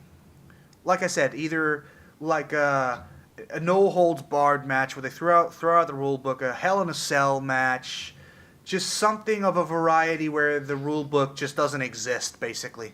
Because I think if you just let those two do what they do best, you're going to have people in the stadium chanting, "This is awesome." And I don't know about you, but over the last few months, those chants have been few and far between. Yeah. Not like some of the independent shows I've been watching online where the fans are yelling it quite a bit, especially like New Japan. The fans are yelling, "This is awesome" in Japanese and sometimes even English as well. And it's like, see? New Japan get it. Impact Wrestling gets it. ICW gets it. Defiant Wrestling gets it. Mm-hmm. Why can't the WWE? It's one of those things, man. Okay, next match coming up. Well, let's go to the women's ladder match for the Money in the Bank briefcase. Now, I think I missed an episode of SmackDown where Paige was talking about bringing the suitcase home. Am I correct in assuming that there's only one suitcase and Raw and SmackDown have to battle for it? Between like the women and whatnot. Yeah. Yeah, 8 women, they have to battle for one briefcase, and then the same with the guys. 8 guys have to fight for one briefcase. Okay, so it's literally a case of one briefcase is going to go to one brand and the other to one as well. Yeah, that's the big rumor. Okay. A lot of people are assuming that the women's briefcase is going to Raw, and the men's briefcase is going to go to SmackDown. That's the rumor. I don't know. I don't know. I couldn't say. I mean, that's the thing about ladder matches. They're so unpredictable. Mm-hmm. You can't always call those ones. But do you know who's in the women's ladder match? Yeah, I got the card up right now. Awesome. For the women on Raw, it's going to be Ember Moon, Alexa Bliss, Natalya, and Sasha Banks. And for the SmackDown side, it's Charlotte, Becky, Lana, and Naomi. Okay, the only one I would replace out of that whole list for SmackDown would be Lana. Mm-hmm.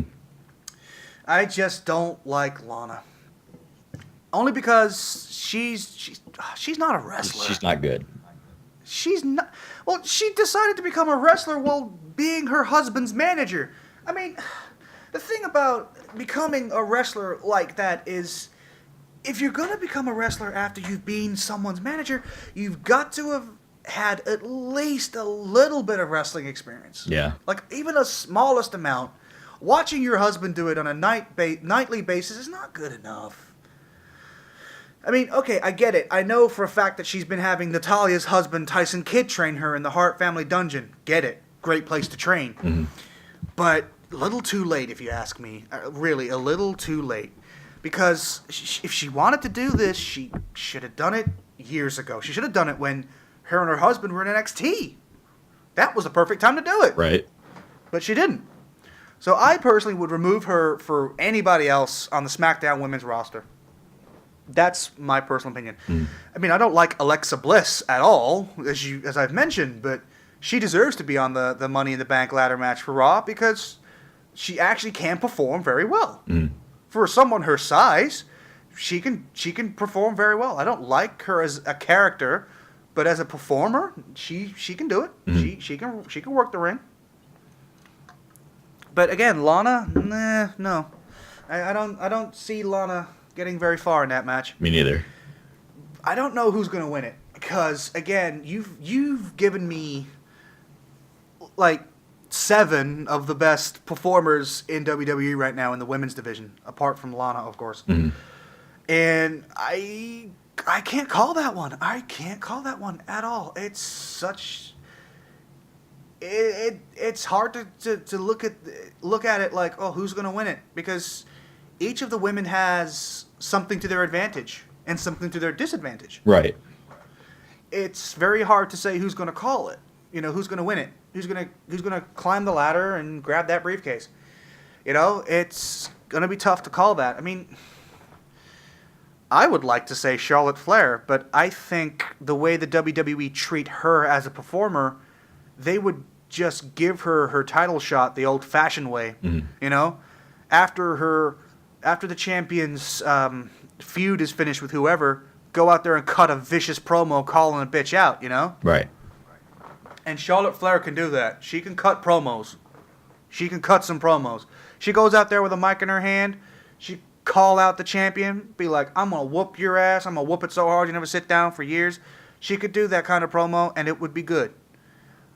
I don't think she's going to win the Money in the Bank contract, but if she does, I wouldn't be surprised either because, again, out of all the women to give it to, it would be Charlotte Flair in my mind because she's definitely got her father in her. Like I said, the Flair family, when they wrestle, you get every single fiber of their being left in that ring. And it always makes for great matches.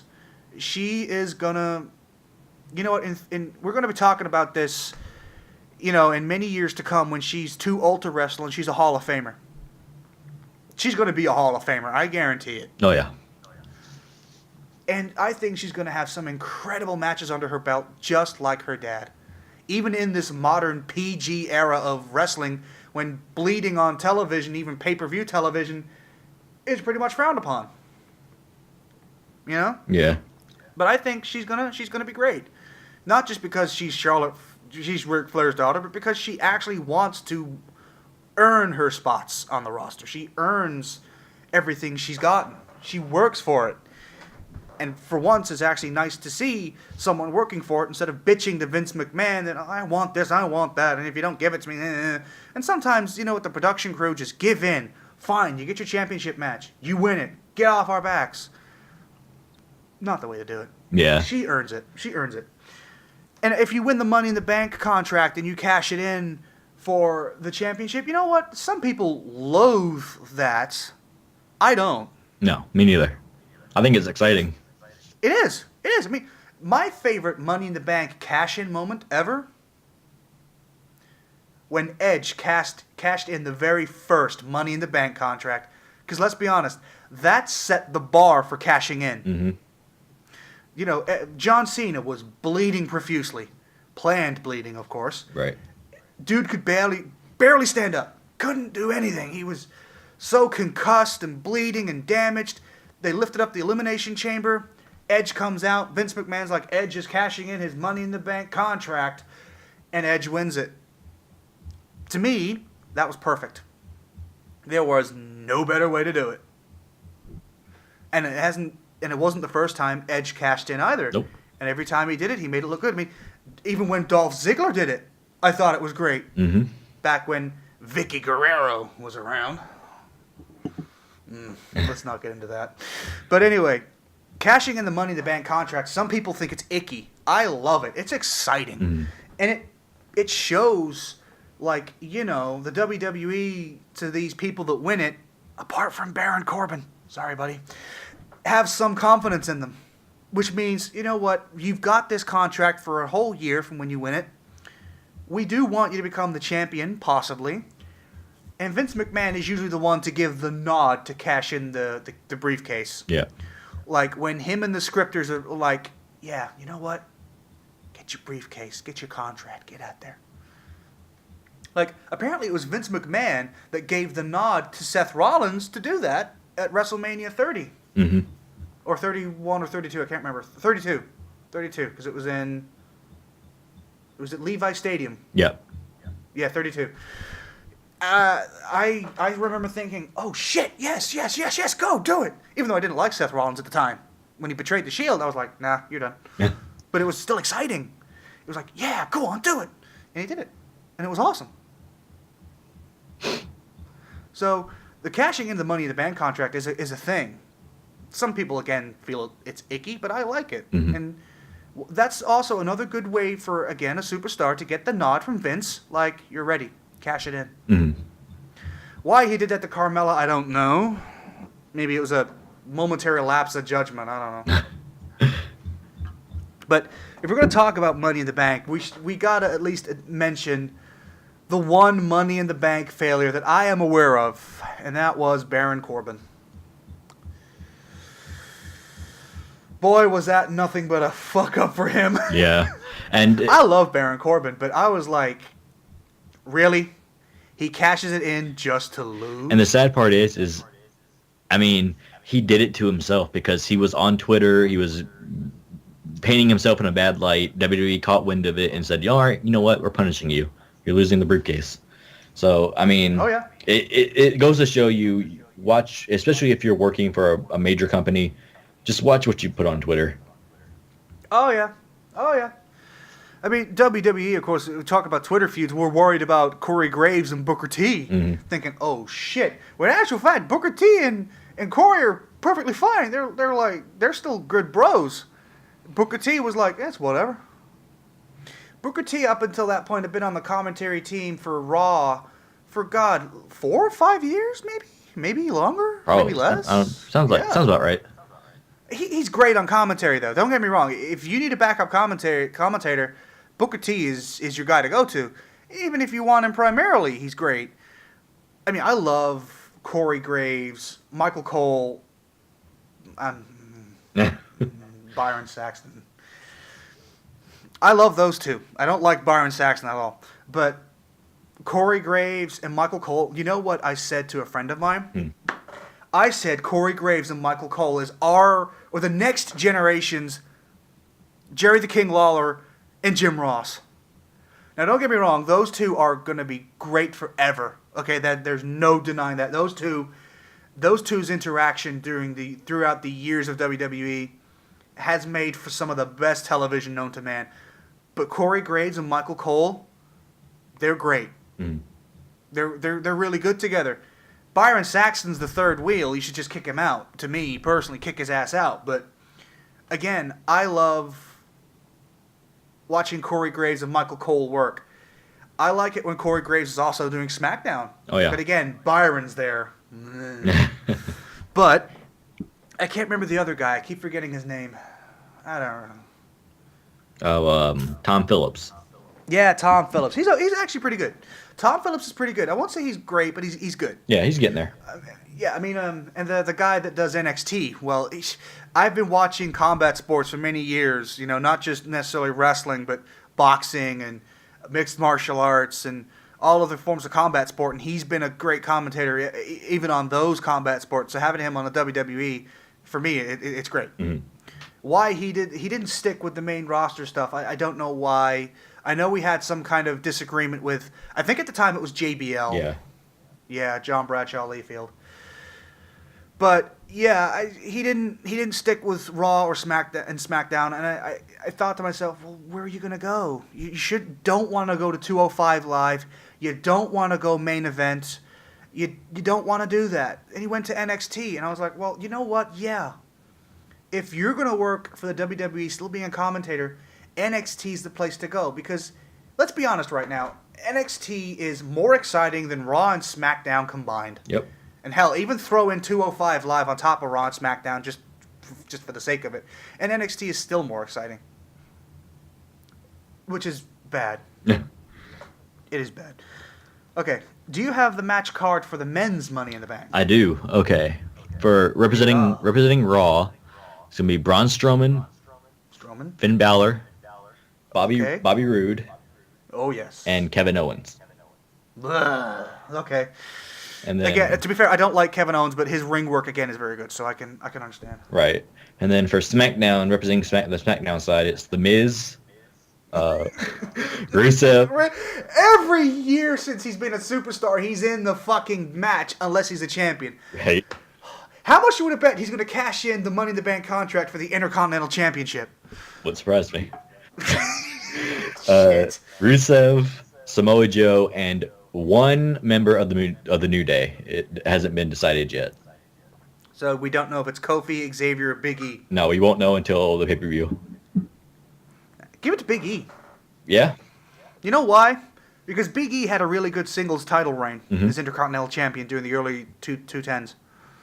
Yeah. Again, came up through NXT, early developmental, with Cesaro and whatnot, and he was great. I mean, I like the fact that when he was the Intercontinental Champion, he was just this big, big dude. And people some were booing him, some were cheering him. And I was like, that's a good mixed reaction. Because he's not a heel, he's not a face, you know. But he's just him. He's just there. He's just this big, imposing dude that if you fuck with him, he is probably going to flatten you. And I liked watching that back in the day. I mean, don't get me wrong, forming the New Day was a fantastic idea. I mean, how much merch has the New Day sold and made for the WWE? Tons. So much money that Vince McMahon's pockets now are like a mile down the street. So there you go. So there's always that. I would like to see Big E in that match. But Xavier wouldn't be bad, and Kofi definitely wouldn't be bad. I mean, Kofi to me is like the staple. Yeah, I think he's going to be in it. Oh, yeah. But it's like every time Kofi Kingston's in the Royal Rumble match, it's like he's going to avoid elimination near the floor area at least once in a match. Like, last Royal Rumble, what happened? Oh, put some pancakes on the floor, and he puts his floor, and the ref's like, that doesn't count. He's not touching the floor. I'm like, give me a break. But it worked. Yeah. It worked. And then they launched him into the ring.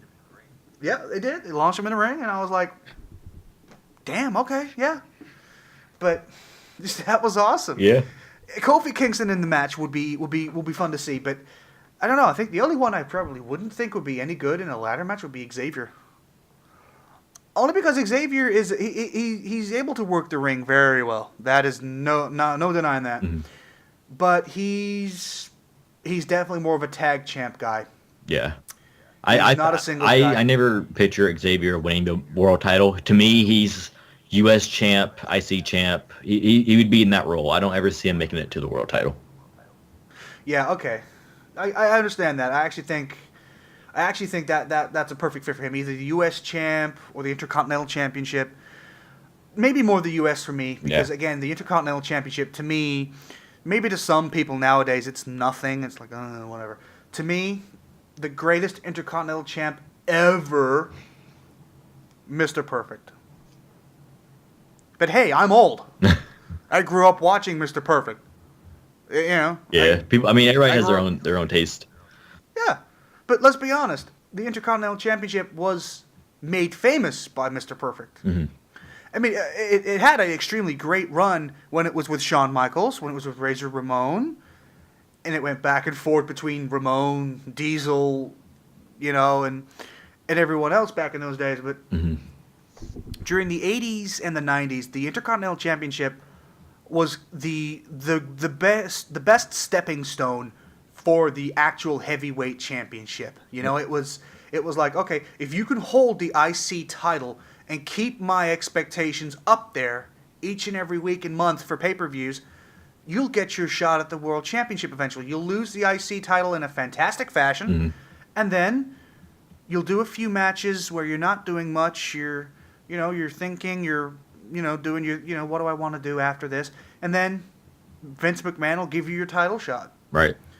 And it's how it used to work back in those days. Nowadays, it doesn't work that way. The IC title is just a placeholder. It's just something to give somebody.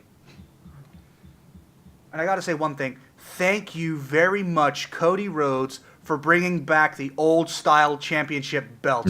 Because I hated that circular thing. I fucking hated it. It was disgusting. The Attitude Era IC title, yeah. Yeah, I hated it. I mean, I got it. It was the Attitude Era. Okay, I got it, but fuck, it was ugly. Yeah.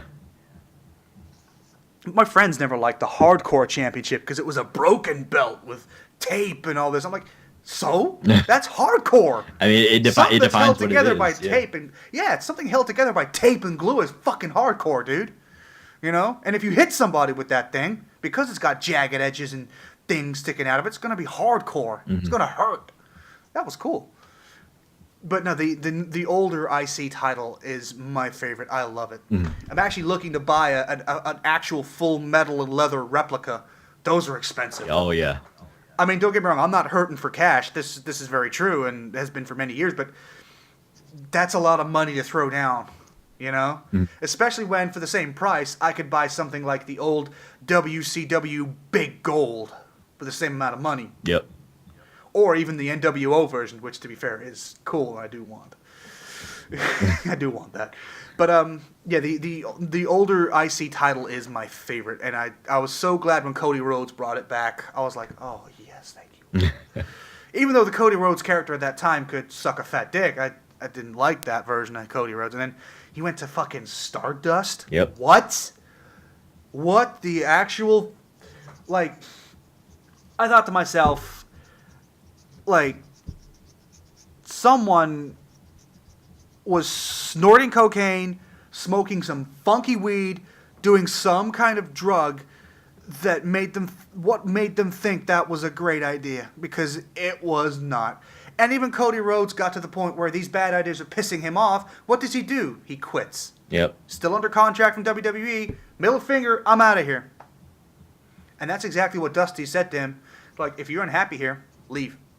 Like, if you don't like where this is going, get out.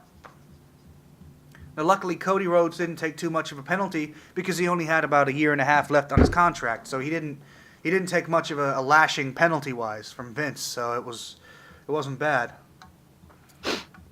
But, look what he's gone and done now. Yep. Something we're going to get into later. So, the men's title, the Universal title... Is anyone getting a shot at this yet? Nope. Brock Lesnar is not even on the card. I know. It's like, I mean, I like Roman Reigns. Okay, I actually like Roman. I don't boo Roman when I see him. I don't. Because although, yes, he defeated The Undertaker, and that hurt my soul to no end, there was no one really at that time better for The Undertaker to lose to. There were probably, at the time, during that time when The Undertaker's streak was broken, only really one person, maybe two people that could do it. Brock Lesnar and John Cena. I don't think there was anybody else that could break the streak convincingly. When Brock Lesnar broke it, I cried. Not afraid to admit it. Because again... Grew up watching The Undertaker from the very early days when the Brother Love was his manager. I loved The Undertaker from very, very, very early on. I mean, I loved all of his personas. The Ministry of Darkness side of him. The American Badass will always be one of my favorites. Even though people didn't like it, I did. Mm-hmm. Watching The Undertaker's WrestleMania streak get broken by Brock Lesnar hurt me. But I didn't for once think Undertaker's done. At that time, I didn't think he was done. I thought, no, you know what? He's going to come back. Of course he'll come back. Mark Calloway, the actual person that plays The Undertaker, loves wrestling too much. He loves it too much. He would like to do more appearances on TV. But let's be brutally honest about this. The Undertaker is Vince McMahon's golden goose. Yep. He lays the golden egg. Every year he goes to WrestleMania. Biggest crowd pop of the night for The Undertaker. Why? Because he's the fucking Undertaker. He's been there for 26, almost 27 years. And he's nowhere near done yet, apparently. Nope. Will we see him once, twice, maybe 3 times a year? Yes. Are you going to bet your ass it's going to be fantastic every time we see him? Oh, yeah. When I saw him at WrestleMania against John Cena, I was like, at first thinking, you know what? The Undertaker's probably not going to come back this WrestleMania. And I was fine with that. I was actually like, you know what? Taker needs to take a break. Because let's be honest, Taker does this every year. Every year he does a fantastic lead up to his Mania match. And then afterwards, we hear something either on the news or from WWE people themselves that he's feeling the pain, he's got this, he's got that. And I'm thinking to myself, this dude is old. He is not young anymore. Of course he's going to get injured, but he comes back every year looking better somehow. And he's able to work the ring. Although the year he lost to Roman Reigns, Vince McMahon and the WWE medical staff knew he needed hip surgery. Yep. He needed hip surgery. You could see it. He was not moving well. Which is why it was suggested to Undertaker that he lose against Roman Reigns. And the whole "it's my yard" thing would go to him. And The Undertaker said, I don't see any other fitting person to lose it to but him. Because let's be honest, who every night he walks out on Monday Night Raw, works his ass off in whatever he's doing, every night, Roman Reigns. Whether you love him or you hate him, the dude's work ethic, second to none. Yep. Second to none.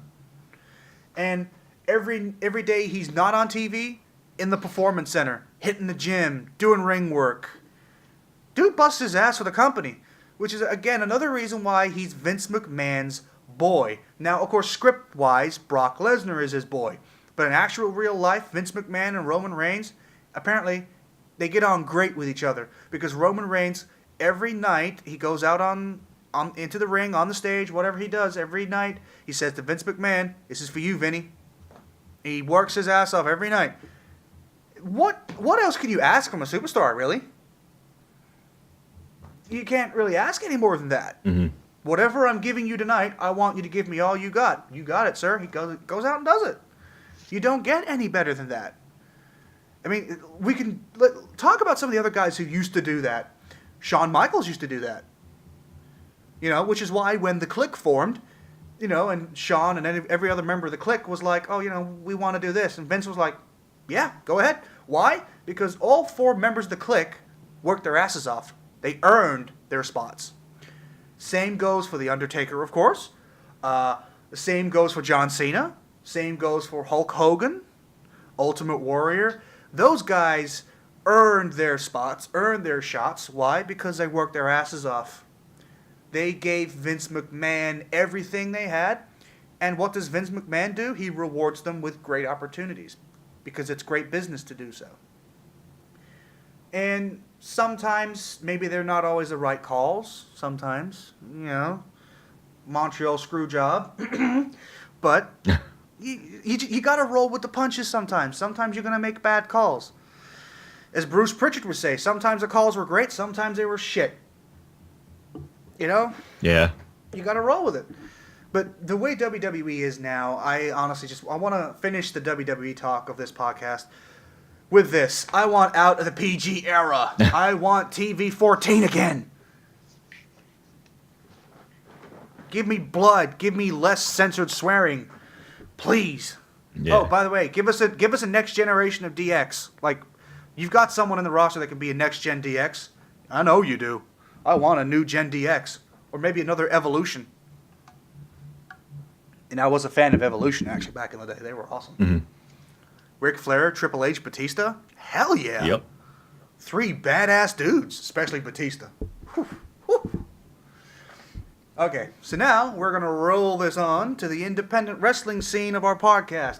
So we're going to be talking about companies like, even though I don't want to call them necessarily independent, they technically are because they're not as big as a WWE.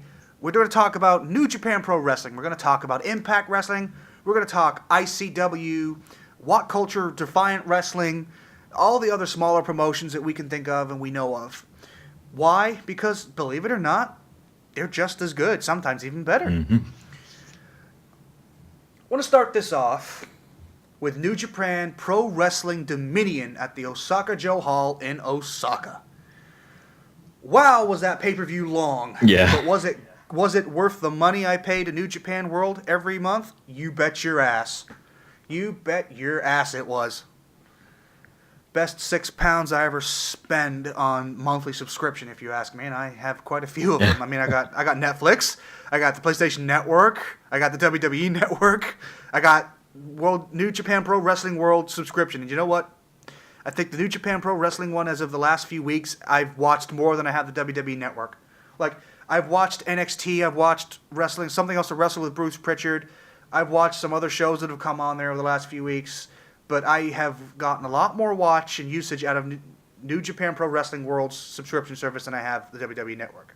Not to say the WWE Network is not great, but for me, as of this last few weeks, New Japan Pro Wrestling has been the it show for me. I have been watching relentlessly as many shows as they produce. I don't even necessarily need to watch them in English because, again, I understand the Japanese language very well. But watching these shows, I have been enticed every time I watch them. And Dominion, even though it was close to a 6-hour pay-per-view, I was hooked. I mean, you want to know something funny? Halfway through the pay-per-view, I had to go to the bathroom. And I was watching it live. I was not leaving my sofa. My ass was glued to that sofa, and I was not leaving. And I had the stereo system on full, so I could hear everything and feel it. And every time someone's body hit the canvas, whew, did you hear it? Did you feel it too? And that's what I wanted. I was like, oh my God, I gotta piss. Oh my God, no. And then it's like, hold it. Just don't drink any more fluids. Just hold it. I held it. I still drank more fluids in Mountain Dew because, again, I woke up extremely early to watch it, and I had probably only maybe 3 to 4 hours sleep that night, but I still stayed up and watched the entire damn thing.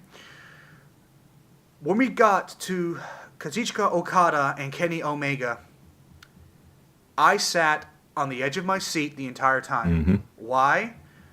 Because it's fucking Kenny Omega. Every time that guy gets in the ring, it's like magic.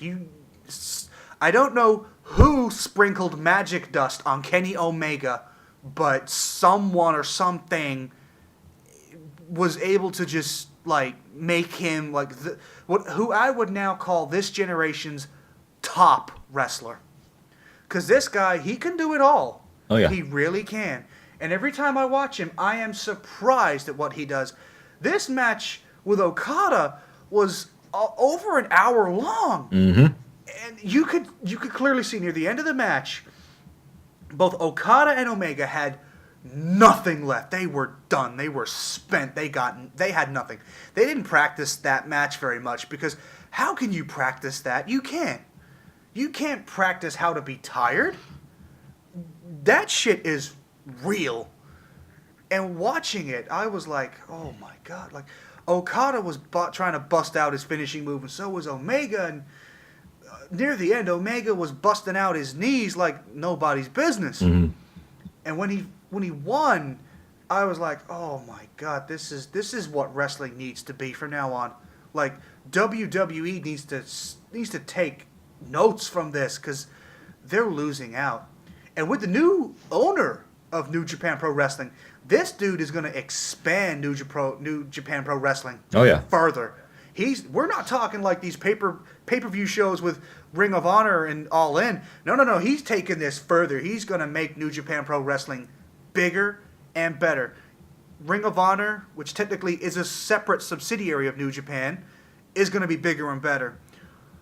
these pay-per-views like All In that New Japan do, they're going to be bigger. They're going to be better. And what does Mr. Meiji bring to the table for New Japan Pro Wrestling? He doesn't just bring money. The dude's loaded. There's definitely no denying that. He's loaded.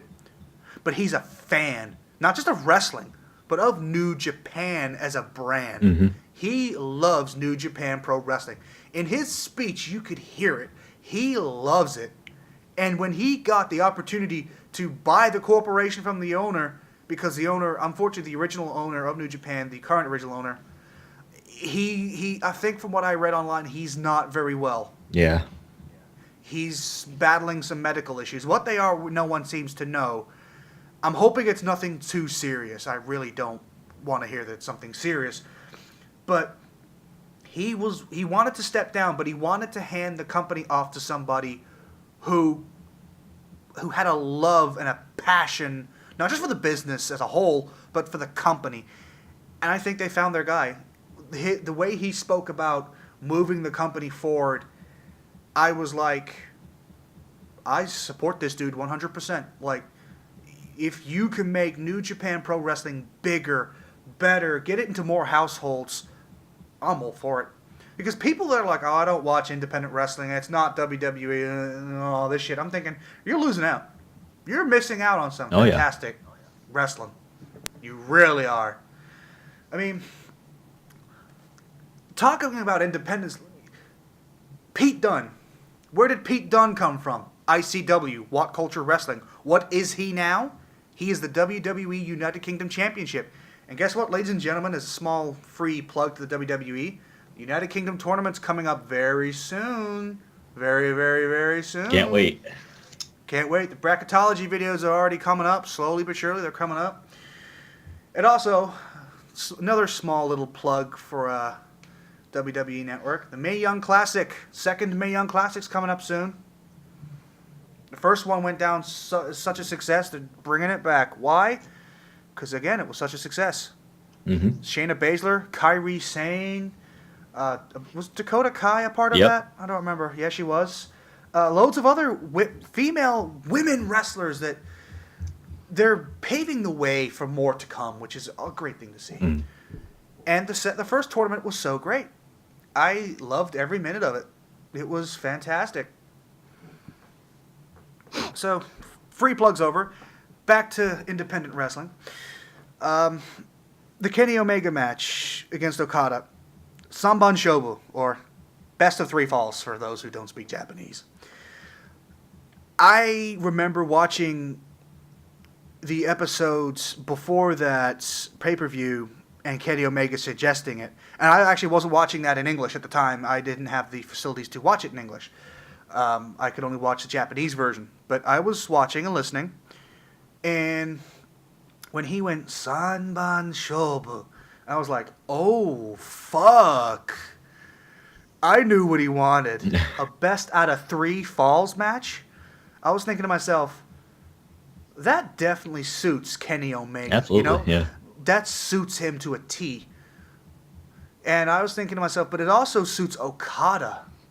Because, again, Okada can go, and so can Omega. They can both go. Mm-hmm. They both have stamina. They can both go. But it's like New Japan doesn't do like these extreme matches like the WWE does or some other promotions do. But when they do come up with these stipulations, they have a way of portraying them so well. Yep. And hyping them so well that you can't help but get engrossed in it. And then it's like, damn, it's like such a simple rule, isn't it? Best out of 3 falls. It's such a simple rule. Yep. But the way it was mounted and hyped and portrayed by Okada and Omega, and then when it came down to it at Dominion, god damn did they hit it out of the park. They fucking killed it. But saying that, every other match that night, they killed it. Yeah. They killed it. I mean, when the Young Bucks won the heavyweight tag titles, mm-hmm. I knew the Young Bucks were injured. Well, at least the older one was injured, the one with the bad back. I knew he was injured. He's been having back problems for quite a while now. Yeah. And then, of course, his younger brother injures his foot, supposedly in the match. I actually don't think that was a true injury, but I definitely heard his foot clang against the steel pole. And I tell you what, I hope they padded his shoe correctly because that fucking sounded disgusting. Yeah. Like flesh and bone hitting steel. Ugh. You know what? I've broken nearly every bone in my feet known to man. And trust me, I tell you, those bones break easy. They break easy, and when they break, you fucking know they break. Mm-hmm. And it is painful because there's so many nerve endings there. Yeah. You know? Your nerves are compiled in your feet a lot. So when they break, you know it and you feel it. So when I heard his foot clang against that metal pole, I was like, oh. I cringed a little. Yeah. I cringed a little. I was like, oh. Because I had to. But he first tried to do the jump he does off the rope, and his foot gave out. And I was like, no, you don't got it, buddy. You're losing out there. But you know what? The Young Bucks pulled through. Yeah. And they pulled through in spectacular fashion, and it was great to watch. I enjoyed every minute of it. It was a fantastic match. And then the other matches, again, for championships were really, really good. Jericho winning the Intercontinental Championship. Yeah, that surprised me. That surprised the living shit out of me. Because, again, he said after he lost to Kenny Omega, he was done. Like, he was out. And then, of course, after that, we had the 25th anniversary of Raw.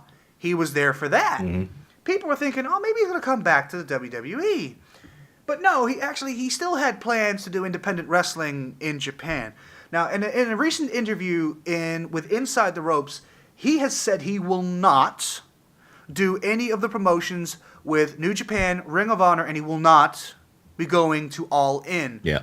Why? Because he doesn't want to work in America, because he doesn't want to kick Vince McMahon in the face, is what he said. He said, that's a kick in the face to Vince, and I don't want to do that.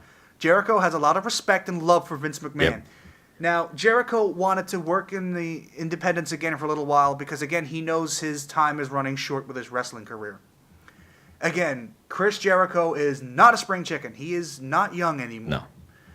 And I will gladly and dearly watch every match he comes up with until he says, I got to give it up, guys. The one thing I want him to do, though, is I want him to finish his career in WWE. Same. Like, I know he technically started in WCW, right? I know he technically started there. He was good in WCW, but he became great when he went to the WWE in 2000. In 99, 2000. He turned great then. And ever since then, even when he first left and then came back and then left and came back again, every time he comes back, he's great. Yep. You can't help but say, yes, Chris Jericho, now this show is going to be better. Why? Because Chris Jericho just busts his ass every night he's in the ring. And again, he's another guy that's earned respect from Vince McMahon. And earning Vince McMahon's respect is not necessarily easy. Oh, no. Exactly. But then he goes and works in Japan. And Vince McMahon was not against this at all. Yeah, he okayed he said it. to Vince, he's like, your contract is up with me. I can't stop you. But, like, what do you want to do? He's like, I want to work in Japan. I want to work in the independents again. I want that small feeling. And Vince was like, well, all right, if you want it, go get it. You're definitely a big enough star that you can work wherever the hell you want. You go get it. You do what you want to do. Mm-hmm. And he did. His match with Kenny Omega, his first time back in New Japan, I think it was almost 20 years, I think someone said. Again, that match with Kenny Omega was an absolute bomb. It was great. Yep. From beginning to end, it was fantastic. I mean, you want to know something funny? I had to, I downloaded the video of that, and please don't boo, because I know you're not supposed to download the videos of that, but I had to at that time, because I was going on an after Christmas trip with my family. We were going to the mountains in Scotland. The internet up there is sketchy at best. Okay? Mm. The cottage, the giant cottage we rented, had Wi-Fi, had internet, but again, sketchy. Every 30 seconds, it would just drop and you'd get nothing. Yeah. It's the mountains in Scotland. It's the Highlands. Not going to be great and actually, even cell signal was shit. So I purposely downloaded Wrestle Kingdom 12 to watch while I was there. Now, my uncle, who's not a big wrestling fan, he's not a big WWE fan, After a while, he kind of got out of it.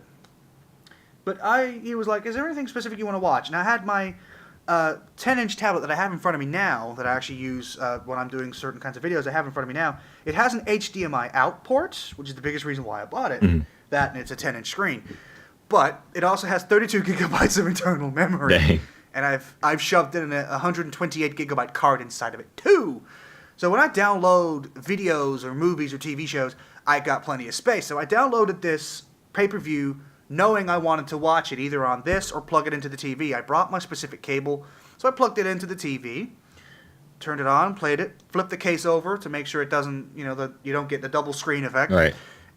And we sat and we watched it. The rest of my family were in the other room playing Nintendo Switch games, like 1-2 Switch and stuff at the time. Me and my uncle and my cousin were watching Wrestle Kingdom 12. Now, again, my cousin used to be a fan of wrestling in the Attitude Era. He used to love WWE during the early Attitude Era.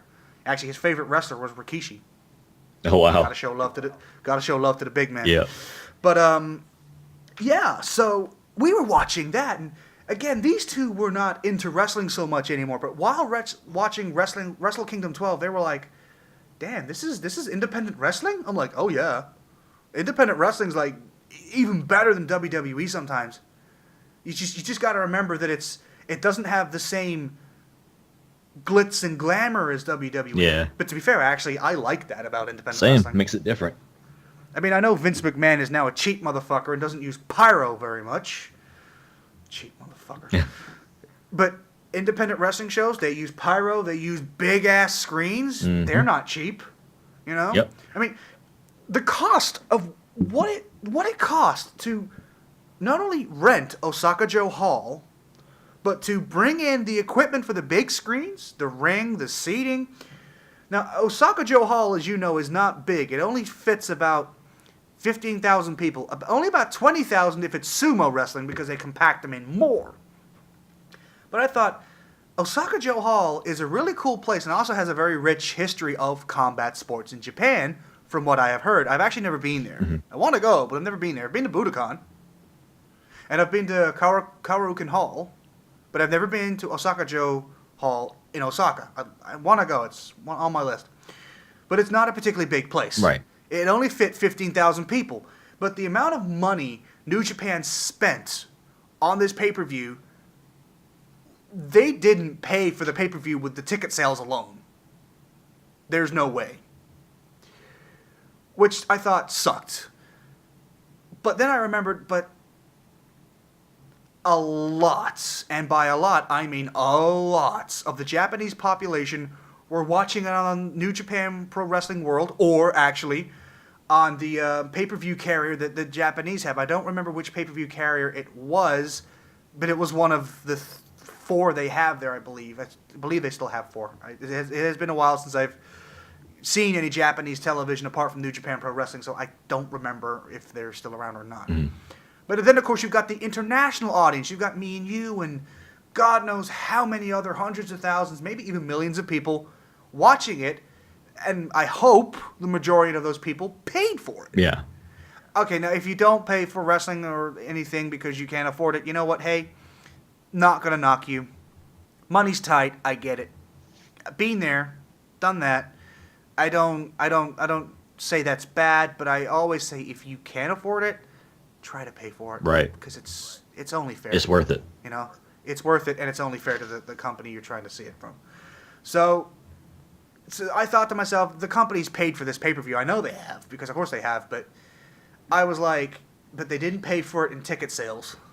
So of course their profit margin's not going to be very high.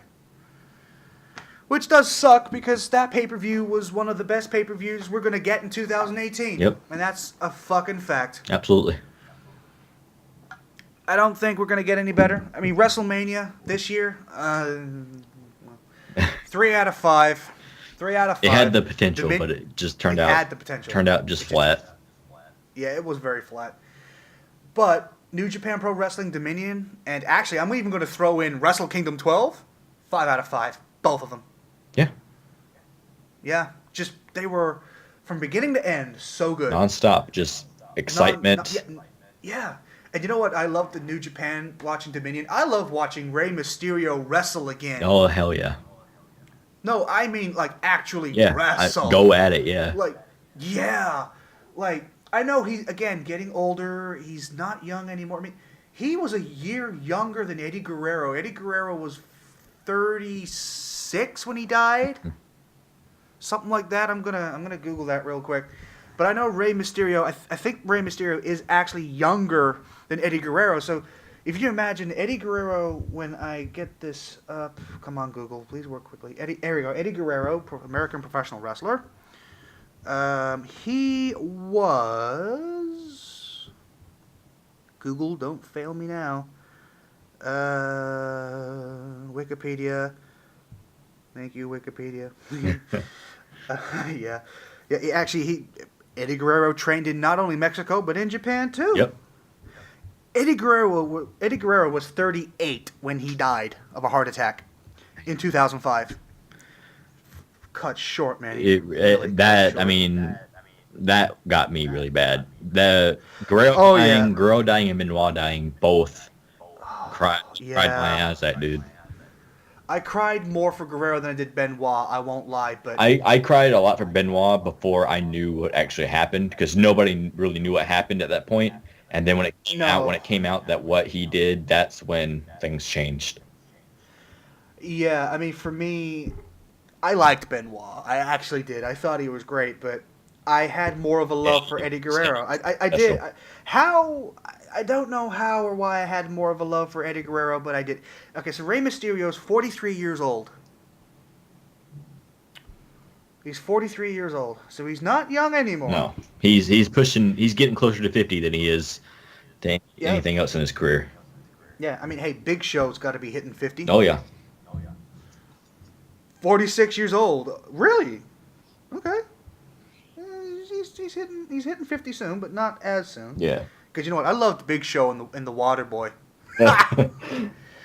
Underrated role, but he was great. But no, again, Rey Mysterio's not young, but when he was going at it in New Japan Dominion, I was watching it like, damn it, you're back, and you're back good. And you know what? I can't wait to see him do more. Yep. Because I've been hearing that WWE want to get Rey Mysterio back for a long-term contract again. Mm-hmm. And I'm thinking, well, okay. I mean, I think people are past 619 and all this, but I don't know. When I heard the crowd pop at the Greatest Royal Rumble for Rey Mysterio, I was like, well, okay, maybe I'll eat my words. Happily eat my words, too.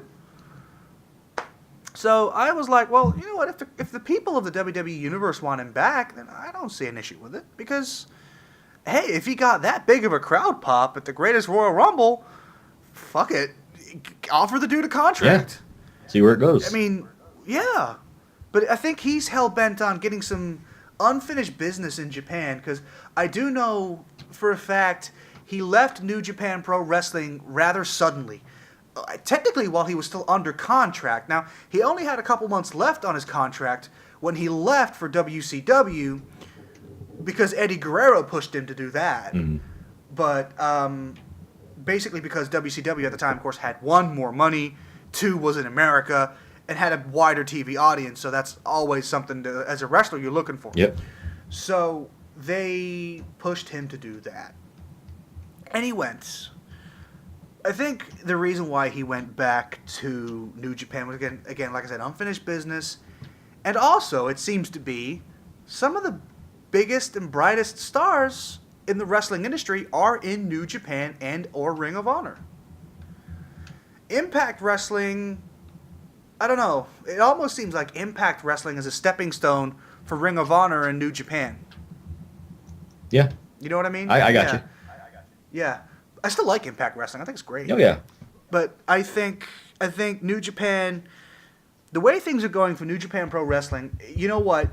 I say in the next 3 to 5 years, and I'm not being funny when I say this, in the next 3 to 5 years, I think New Japan Pro Wrestling will rival WWE. Like, it will seriously go up against WWE. I'm not saying we're going to have the Monday Night Wars again, but New Japan Pro Wrestling is going to go up against WWE, and I'm not going to say it's going to win, because I don't think it will. Vince McMahon is way too good of a businessman to ever lose, and that's a good thing for him. But I think New Japan Pro Wrestling is going to keep WWE honest. Yep. I mean, I believe it's going to push them to do better. I believe when ownership changed in New Japan, I believe one of the goals, the guy, he said, we want to take it to Vince. We want to take it to WWE. We want to be that alternative where, you don't just have to rely on one thing. He didn't specifically say he wants to take it to Vince, but he said he wants to take New Japan to Pro Wrestling to the next level. He wants to take it further, which to me sounds like he does want to stick it to Vince McMahon without saying he wants to stick it to Vince McMahon. Yeah. Of course, saying you want to improve any kind of wrestling production basically says you want to stick it to Vince McMahon. Yeah. Vince McMahon loves the indie shows, but he doesn't like it when they grow too big. Why? Because he feels threatened. Because he doesn't want the Monday Night Wars again, because he's not sure he'll win this time. Yeah. And hey, I don't know if he would either. If you want to win another Monday Night War, well, you better bring back the Attitude Era and bring it back with a bang. Mm-hmm. Otherwise, you're stuck. So that's my honest opinion with where it could go with New Japan. And I can't wait to see where New Japan goes. Same. I mean, there's been a lot of talk of the WWE poaching talent from New Japan, Ring of Honor, Impact. Here's the thing. There are loads of talent from New Japan and Impact that are pretty much have already told WWE to fuck off. Kenny Omega being one of them. He's told WWE to fuck off before. He originally signed with the WWE for a developmental deal. His actual developmental matches are now available on the WWE Network. Why is that available now on the WWE Network? He's under contract with New Japan. He shouldn't be seeing this shit on their network. Well, to be fair, they own the footage, so they own that.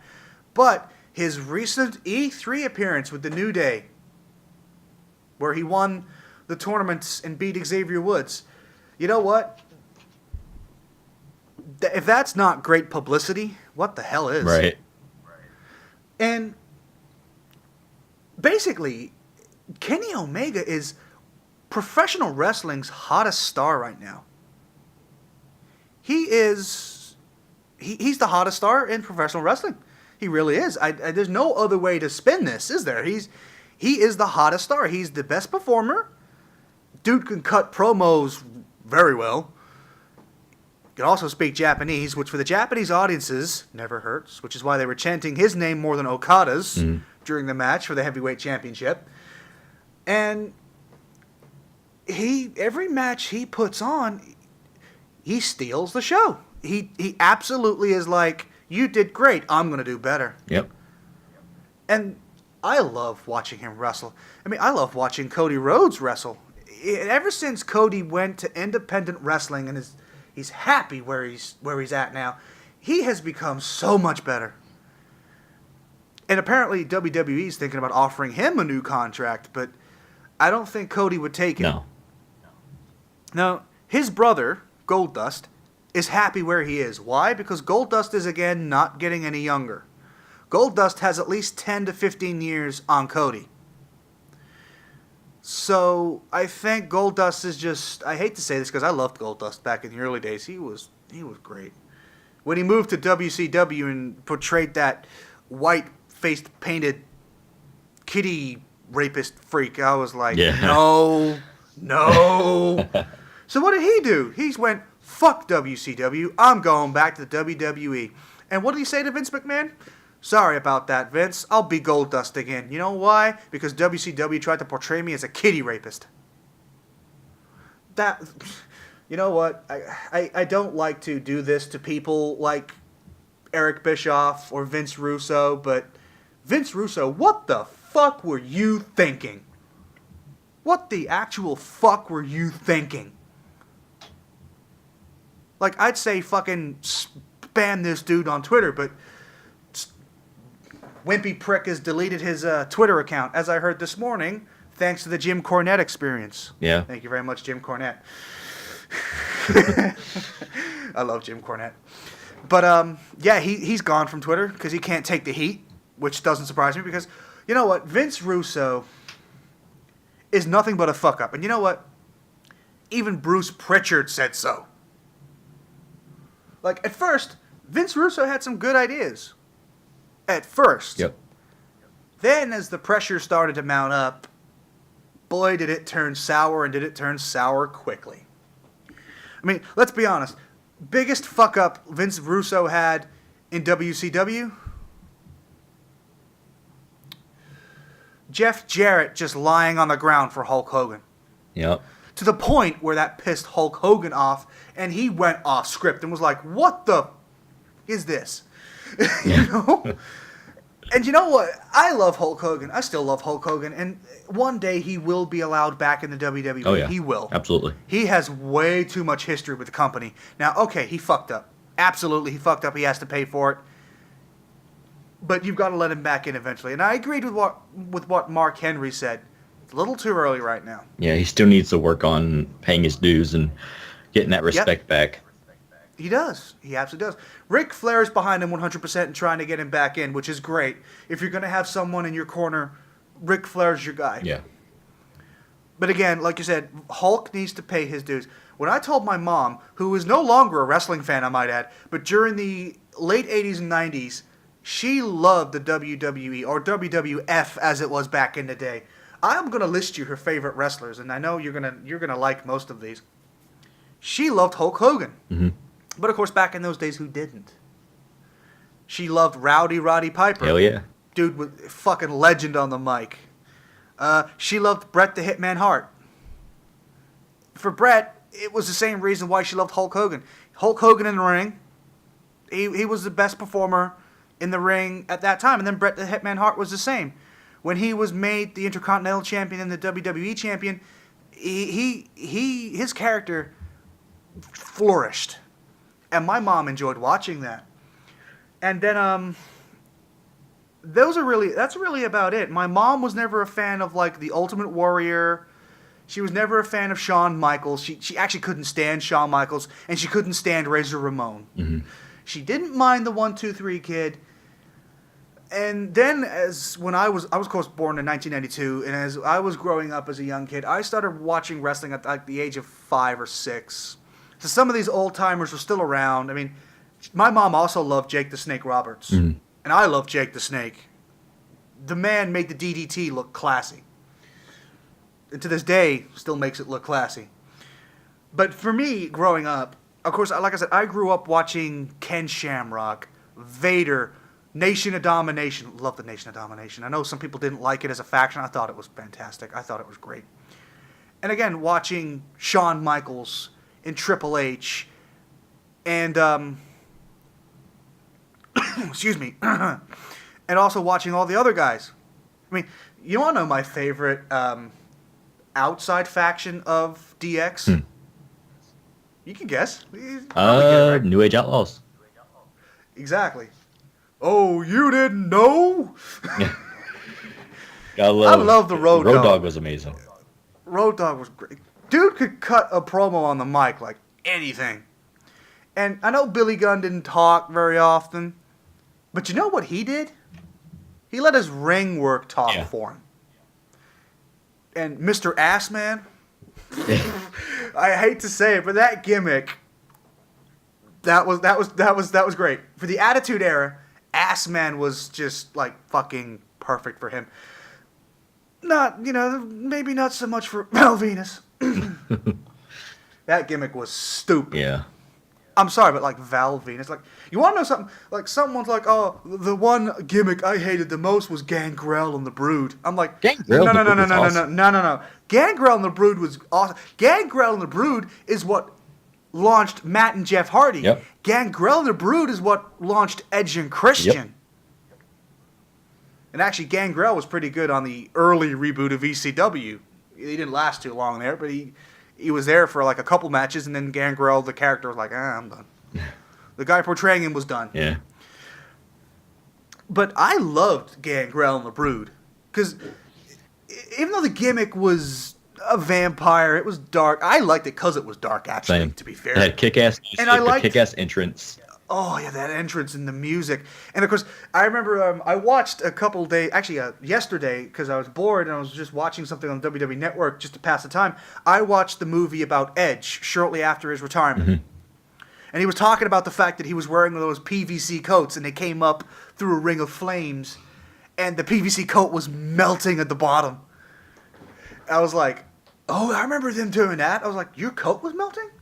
And apparently, they were so good at hiding the fact the coat was on fire, you didn't even know. Man. And I was like, damn.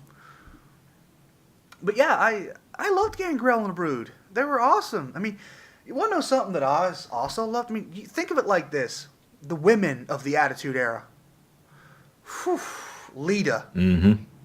She was, not only was she, like, sexy and like a woman that could kick your ass sexy, saying that, so was Jacqueline. Actually, Jackie was. Oof. Yep. And I will not deny you any. I will not lie to people. Like when I look at women, I don't look at skin color. That don't bug me. I've dated Asian, white, Mexican, black. You name it. I've dated them all. I don't care. Skin color is not a thing for me. Jacqueline was sexy. So was Trish Stratus. Oh yeah. Like these women were not only sexy, they could kick your ass. I mean, hey, China. Yep. Not necessarily sexy at first, but boy could she boy could she intimidate you. Standing next to Shawn Michaels and Triple H, and I remember Triple H doing the suck it sign on her, and I was like, if you look at her face carefully, she's trying so hard not to crack a smile. Yeah, professionalism was good with her. She's like, don't crack a smile, don't crack a smile. But she held up, and she was great. And you know what? Once or twice, it's like the shit they would get up to was just perfect. And China was always standing there with her arms crossed, like, come fuck with me, boys. I want to break your neck. Yep. I loved that. Her imposing aura was just, it was riveting to watch. It was so good. Mm-hmm. Yeah. I'm just trying to think. There's one talent now that I actually do want to talk about who I was actually in a crowd when Paul Heyman hosted his talk show and in the UK a few years ago. It was when he had Will Ospreay come up on the stage. Oh, I man. was actually in that crowd. I was there. I got tickets to see that. And Will Ospreay right now in New Japan, he is killing it. Oh yeah. The language, though, in the pay-per-view, Dominion, he was like, come on, you fucking cunt. I was like, whoa. Dude, he's hardcore. Tone it. He's hardcore. He needs to tone it down a little bit. I was like, nah, you know what? Actually, don't tone it down. Fucking tone it up. Yeah, be you. Yeah, man. But I remember the Japanese commentators apologizing, and the English were like, nope. That's cool with us. No, because this isn't being shown on television. It's being streamed on the internet. We don't got to apologize for shit. Yep. Ain't gonna hurt our Fucking sponsors or anything like that. Well, actually, they did, but not as many as you think. Not as many as you think. The Western sponsors aren't very much. Yeah. Which is why, when the Young Bucks invited the other commentator to do All In, he's not actually being paid to do All In. Okay. Yeah, they spent a lot of money on not only advertising All In, but actually getting the venue. And getting all the licensing rights for the music they have to use. Because the music they have to use doesn't have licensing rights in America, so they got to purchase the American rights if there are any, or get the Japanese equivalent rights to use it in America. That does not come cheap, unfortunately. A friend of mine who is in an indie promotion in this town told me he has a piece of music that it's not necessarily widely known, but he got the license for it. The company he works for got the license for it. Now, he wanted to do a show up in Wales. I don't remember who it was. Well, it wasn't with ICW in Scotland and Wales, but it was somewhere else up there. They couldn't attain the rights to use the music, so he had to come out with another song. And I was like, oh, how much did the rights for the song cost? He went, well, we only paid like 20 grand English rubles for it. So Great British pounds. I'm like, that's actually a lot of money. He's like, yeah, but we get to use it for the entirety of my career here. because that's how it works. I'm like, well, okay, that's actually a pretty decent investment. Then they went to this other promotion, and they were like, oh, you want to use it for like how long? Oh, just a few shows here or there. Oh, okay, this much. And the company's like, yeah, no, thank you. So and you know what? I thought to myself, well, it's an indie promotion, dude. He's like, oh yeah, no, I wasn't too unhappy about it, but it just sucked they couldn't.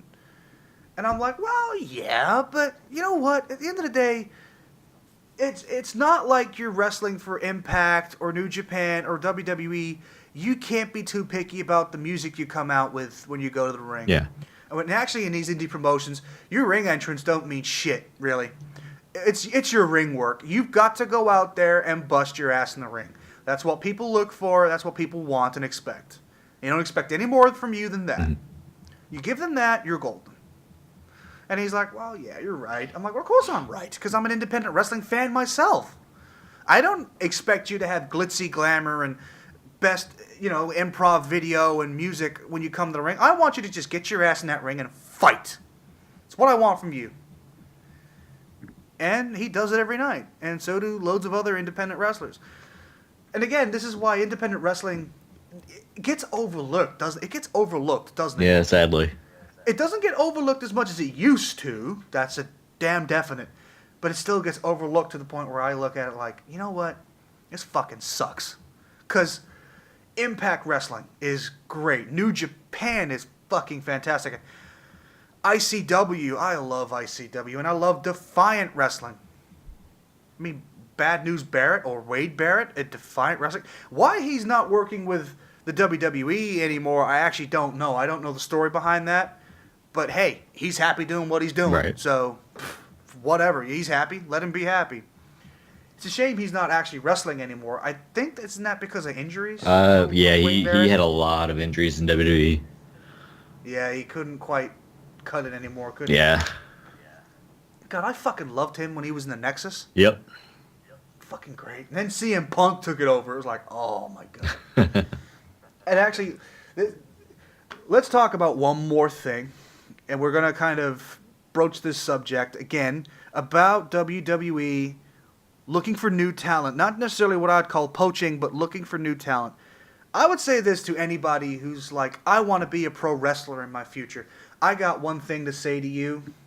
Do not look down on the independents at all. No.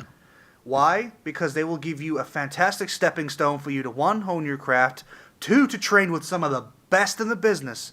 Because you know what? If you get to New Japan Pro Wrestling, they have got some of the greatest Japanese legends training these guys, helping these guys train for their matches, learn new things. And you know what? A few years ago, some people would have said, oh, the WWE is the pinnacle, but you should just go to New Japan and train and then catch the eye of someone at WWE and then maybe move to NXT and then main roster. I don't think so anymore. Yeah. I don't think so. I think you should start somewhere independent like ICW, Defiant, even an extremely local pro wrestling syndication. Wherever you can get your start. Wherever you can get your start, get it. And bust your ass every night. Give everything you got. Everything you got. Walk out of that ring happy with your performance if at all possible. If you're not, talk to somebody in the back like, what do you think I can do to make this better? What do I got to do? Get advice from people that have been there longer than you. It never hurts. Yep. And then when you're going through the indies and you're making a name for yourself, if you get the opportunity to go to New Japan or maybe go straight to NXT, I would actually say to you, maybe do what some have done and actually bypass NXT for a little while. Cut your teeth in Japan. Get yourself some experience in New Japan. Why? Because you will get, I won't necessarily say big crowds in New Japan. They do have big crowds, but not big like WWE. Or actually even Impact Wrestling big, because Impact gets some pretty big crowds. But you will get very animated fans who will respect any kind of ring work you've got. If you put it all on the line in the ring, when you leave the ring, winner or loser, you're going to get an ovation from them. Why? Because that's what they respect. Mm-hmm.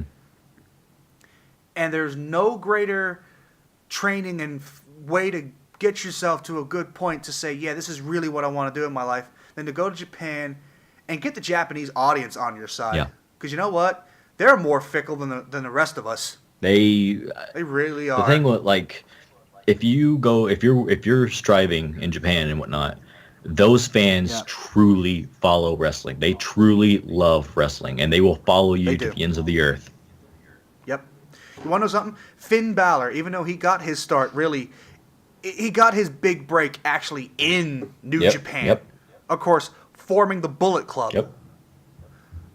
Best faction of wrestling of all time, hands down. As I sit here wearing my Young Bucks t-shirt.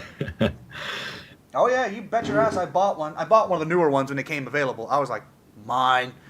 I'm looking to buy a Bullet Club hoodie soon. Mm-hmm. I haven't bought the t-shirt yet because I want to buy the t-shirt and the hoodie. I want them both at the same time. They don't have them in my size at the minute, which sucks because I'm a big dude. But when they got them, I'm going to get them. But, you know, that's just the way it should go with your wrestling. If you really want to do this, look at New Japan. Yeah. Look at the stars that have come out of New Japan. Shinsuke Nakamura. Asuka, in fact, as well. Not necessarily New Japan Pro Wrestling, but the subsidiary for women's wrestling in Japan, which again is owned by New Japan. Also Finn Balor. Gallows and Anderson. Yep. Adam Cole. Yep. Roderick Strong had a very short stint in Japanese wrestling. There are many other people, even on the main roster today, that have cut their teeth, gotten their start in Japan. And look what it's led them to. I would say to you, if NXT is available to you and you just want to go to the WWE, you know what? Fine. I'm not going to say don't do it. If going to the WWE is your absolute pinnacle point, your dream, what you want the most, what you're striving for, don't say no to that. Go follow your dreams. Like Dusty Rhodes has said, get a dream and shoot for the sky. Do what you got to do to get there. You know? Yep. You got to do what you love and hope to God that you make it. Yeah. It's not going to be easy. But nope. you as long as you put your work in and you bust your ass night after night, you're going to make it. Yeah. Kenny Omega is a perfect example. When he first went to Japan, he wasn't necessarily loved or hated. Yeah. Everyone was indifferent to him. Look at him now. He got a better, louder ovation over a Japanese native in a Japanese wrestling company. And he started from the bottom. He went literally from the ground up. Yep. And that was unheard of until Finn Balor. That was unheard of, really, until Finn Balor. Finn Balor legitimized Western wrestlers in New Japan. Mm-hmm. Brock Lesnar was there before, and it didn't hurt him doing it. But to be fair to Brock Lesnar, you didn't expect anything from Brock Lesnar apart from him going in the ring and destroying anyone who was in front of him. Yep. That's what you expect from him, and that's what you got. You didn't know what to expect with Finn Balor or AJ Styles or Kenny Omega. But they've all become future contenders for the New Japan Pro Wrestling Hall of Fame, right? Mm-hmm. Apparently, Brock Lesnar's also possibly going to be inducted soon into the New Japan Wrestling Hall of Fame. Getting your start in Japan is never a bad thing. In actual fact, it's probably the best place to really get it now, isn't it? Yeah. Because it's so big. There's so many opportunities for you to improve, to evolve, to do better. And hell, some people don't even want to leave New Japan. A few people want to wrestle there until they die. And from the sounds of it, Kenny Omega might be one of them. And if that's the case, hell, I'm all for that. I'm even all for the fact that if he wants to go to WWE. Although I will say, if Kenny Omega goes to WWE, he should not go to NXT. Yeah, he's main roster ready. He was main roster ready, God, a couple years ago, easily. Mm-hmm. Like, he was so good at what he did a couple years ago that if WWE would have offered him a contract for developmental, I would have said, shove it up your ass. I mean, AJ skipped developmental because he didn't need it. He was already picture-perfect gold. Mm-hmm. Yep. Thank you very much, Triple H, for realizing that. I believe it was Triple H that said to Vince, if we bring AJ Styles in, he just gets to skip NXT. He's too good. Yeah. You know, he'll flounder in NXT, but on the main roster, he'll do it. He'll get it done, and he did. His first appearance, the Royal Rumble, he killed it. Yeah. He killed it. And then after that, he just kept going. And it never fazed him, which was the thing. Because he's been so used to the, not necessarily, again, massive crowds at New Japan. Because some crowds, like Wrestle Kingdom had a massive crowd. Mm-hmm. Dominion, not necessarily massive, but vocal. You get used to loud and vocal crowds, no matter what the size, you just get used to it. It doesn't faze you. To some of these younger guys coming up, it may faze them. It may be like, oh, this is scary. Shouldn't be scared of that. You should breathe it all in, take it all in. Mm-hmm. If you're nervous, you're nervous. Try to get past your nerves, but just do what you got to do to feel comfortable and to give your best.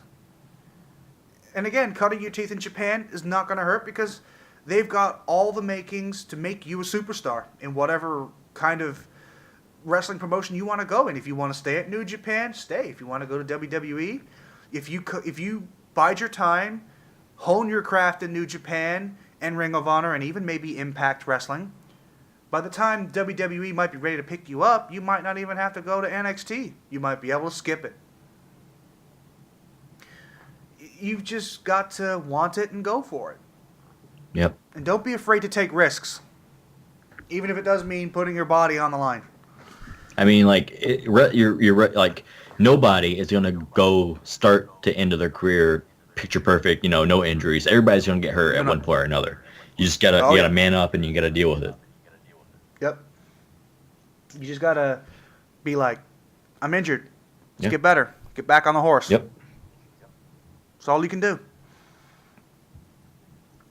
Ladies and gentlemen, that is going to do it for this episode of Let's Talk About Wrestling. 2 hours and 36 minutes. Let's call this an extended episode. Next time it won't be as long, right. Hopefully.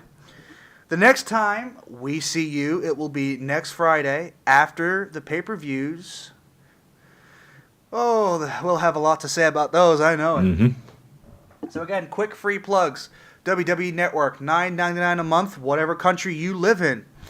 New Japan Pro Wrestling World subscription, 999 yen. Convert that into your currency, and it's still incredibly cheap and incredibly worth the money.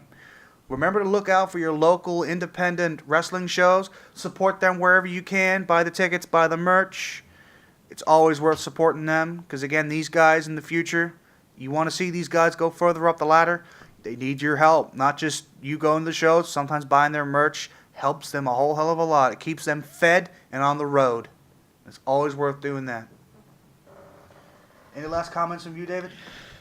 Just go into this weekend with an open mind and get ready for some hopefully some amazing wrestling. I got more hopes for NXT than I do Money in the Bank, but there you go. That's just the way it goes sometimes with wrestling. Yep. So, ladies and gentlemen, I have been Adam. He has been David, and we hope to see you again next week for our next episode of Let's Talk About Wrestling. Sayonara.